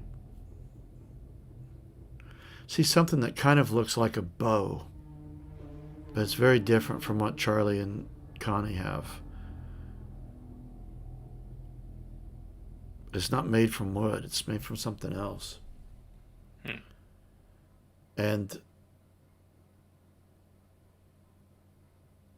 you see, you can't see inside the bag, but elsewhere in the tunnels you see something that looks similar to the weapon that Sixter carries.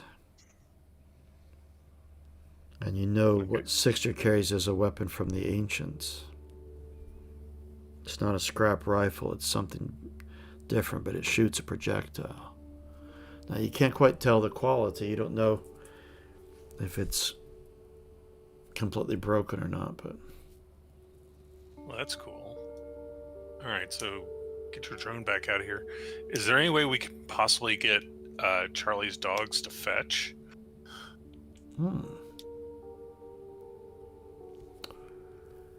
Now that we know it's not dangerous down there, at least as far as we could see, we didn't see any more of those creatures. Sending the dogs into the hole to attack an enemy is one thing, but Fetching something we don't have a mark for. dog can scout for you. It's also completely dark down there. Yes, and it can't hold a flashlight. Or duct tape to its tail. Don't think it's very likely. Okay. You guys could choose to rest and make a decision. Let's think about this in the morning. In the meantime, we'll find like some heavy stuff to put over these holes so that if there's more of these things down there, that get some more info coming out. Now, you do know that there are no further worms down there. Okay. And you do have some partial shelter here where you're at. Also, a note about the rules about healing. Those of you that are down some points, where it's 4 hours of rest at least, and then a unit of grub to heal Mm-hmm. a point. Yeah, and we're still gonna have to feed ourselves for today too. Yeah, that's in addition to the food you need to live on. So we can stop here for the session, and so before you rest, and then we can just start from there. Do we want to just go ahead and resolve the night's rest first before we do it, so we don't have to do all that when we start up the next session? Smart. Yes. Yeah. All right. Okay, so let's eat our food that we need for today. So each of us needs to eat 1 grub and 1 water from our stock. Well, except for our robot. And am I taking an additional water to recover from exhausted? Yes. So Okay. 1 Yeah. grub, 1 water each, except for McKellen, who takes 2 waters. And I take 2 grub and 2 water because I lost a wits and a strength. Oh, of course you did. Wits is not recovered by water. It's just recovered by sleeping. Oh, okay. So I don't have to use an extra water for Nope. that. You do not. For the Kodiaks, I'm using their own supply for now. Mm-hmm. Just let me know when I can need to reduce what I'm carrying. Anika's going to use all of her grub because she needs to heal one of her waters. Let her keep 1 of her grub. I'll give her 1 of mine. Okay. We've add that back. And then Charlie is going to do the same thing, so... Are you going to give him 1, or should I use his last one? Sure, I'll give him 1. Okay. All right, that's resolved all of that. I know I'm solar. I need to sit out in the sun. But what's the rule on that? Is there still sunlight right now? What time of day is it? I know we started off in the morning. We've traveled for 8 hours. It's evening actually now. Oh, it's dark. Shit. Yeah, so it's taken 4 hours to explore the first zone and 4 hours to explore the second one. Yeah, okay.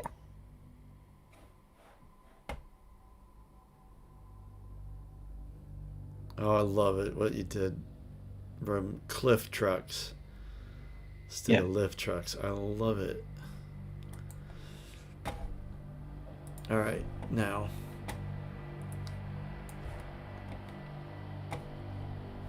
experience.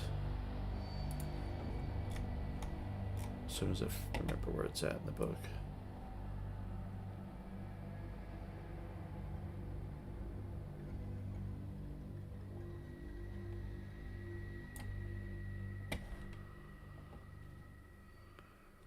I don't remember.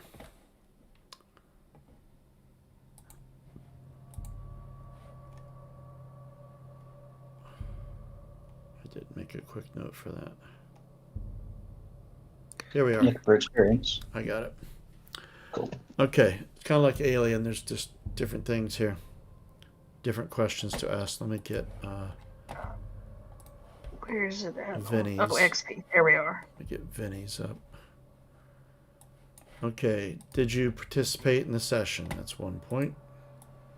Oh, where are we tracking our XP at? Top of In your the top character right of sheet. the sheet. Okay. It just says XP. There's no dots to check off. No. You just Okay. type in the number. All right. Did you perform a day's work for a project in the Ark? Yes, indeed. Yes. Mm-hmm. That's a bonus. Did you explore at least 1 new sector in the zone? Yes. Yes. Did you sacrifice or risk something for your PC buddy? No. No. No, mine's Trace. Vinny doesn't have anything listed as whether they're buddies or not. Okay. Did you sacrifice or risk something for the NPC you want to keep safe? Yeah, mine's Connie. That's why I went in the hole, really. Ah. Yeah. I forgot you have a connection with her. which is why you jumped to her defense, of course. Yes. Oh, okay. My I need to protect is the Kodiaks, and I did give up food to help her heal better. So Yeah. All right. Did you sacrifice or risk something to mess with the NPC you hate? No. Criticized him of it, but didn't really risk or sacrifice. Would Vinny's, if you remember back in the assembly, Vinny kind of called Maximon out. That's who he hates. I can't remember exactly what he said, but he was kind of pointing out. Oh dear. Yeah, he was But what kind did of he trying, really trying to risk turn the other doing, bosses though? against him, really. I think you could count that, I would say. Obviously, he's playing with fire. Yeah, I'll call it for that one. All right, and lastly, did you sacrifice or risk something to reach your big dream? no. Nope. Probably not. Vinny's big dream. One day I want to swim through a vault filled with bullets and gorge myself on grub. Nice. I don't know if he wanted that public, but it is now. Yeah, he told us that. Oh, did he? Okay. I'm trying to prove that Eden's out there. But I'm not sure how much heading into the zone against the Kadar would. Not quite yet. No proof yet. Yeah. Cool. So everyone got 3 to 4 experience. Is that right? Yeah. Yeah. Not too bad on the first session. Cool. Yeah, that was really fun. I like this system. Mm-hmm, mm-hmm.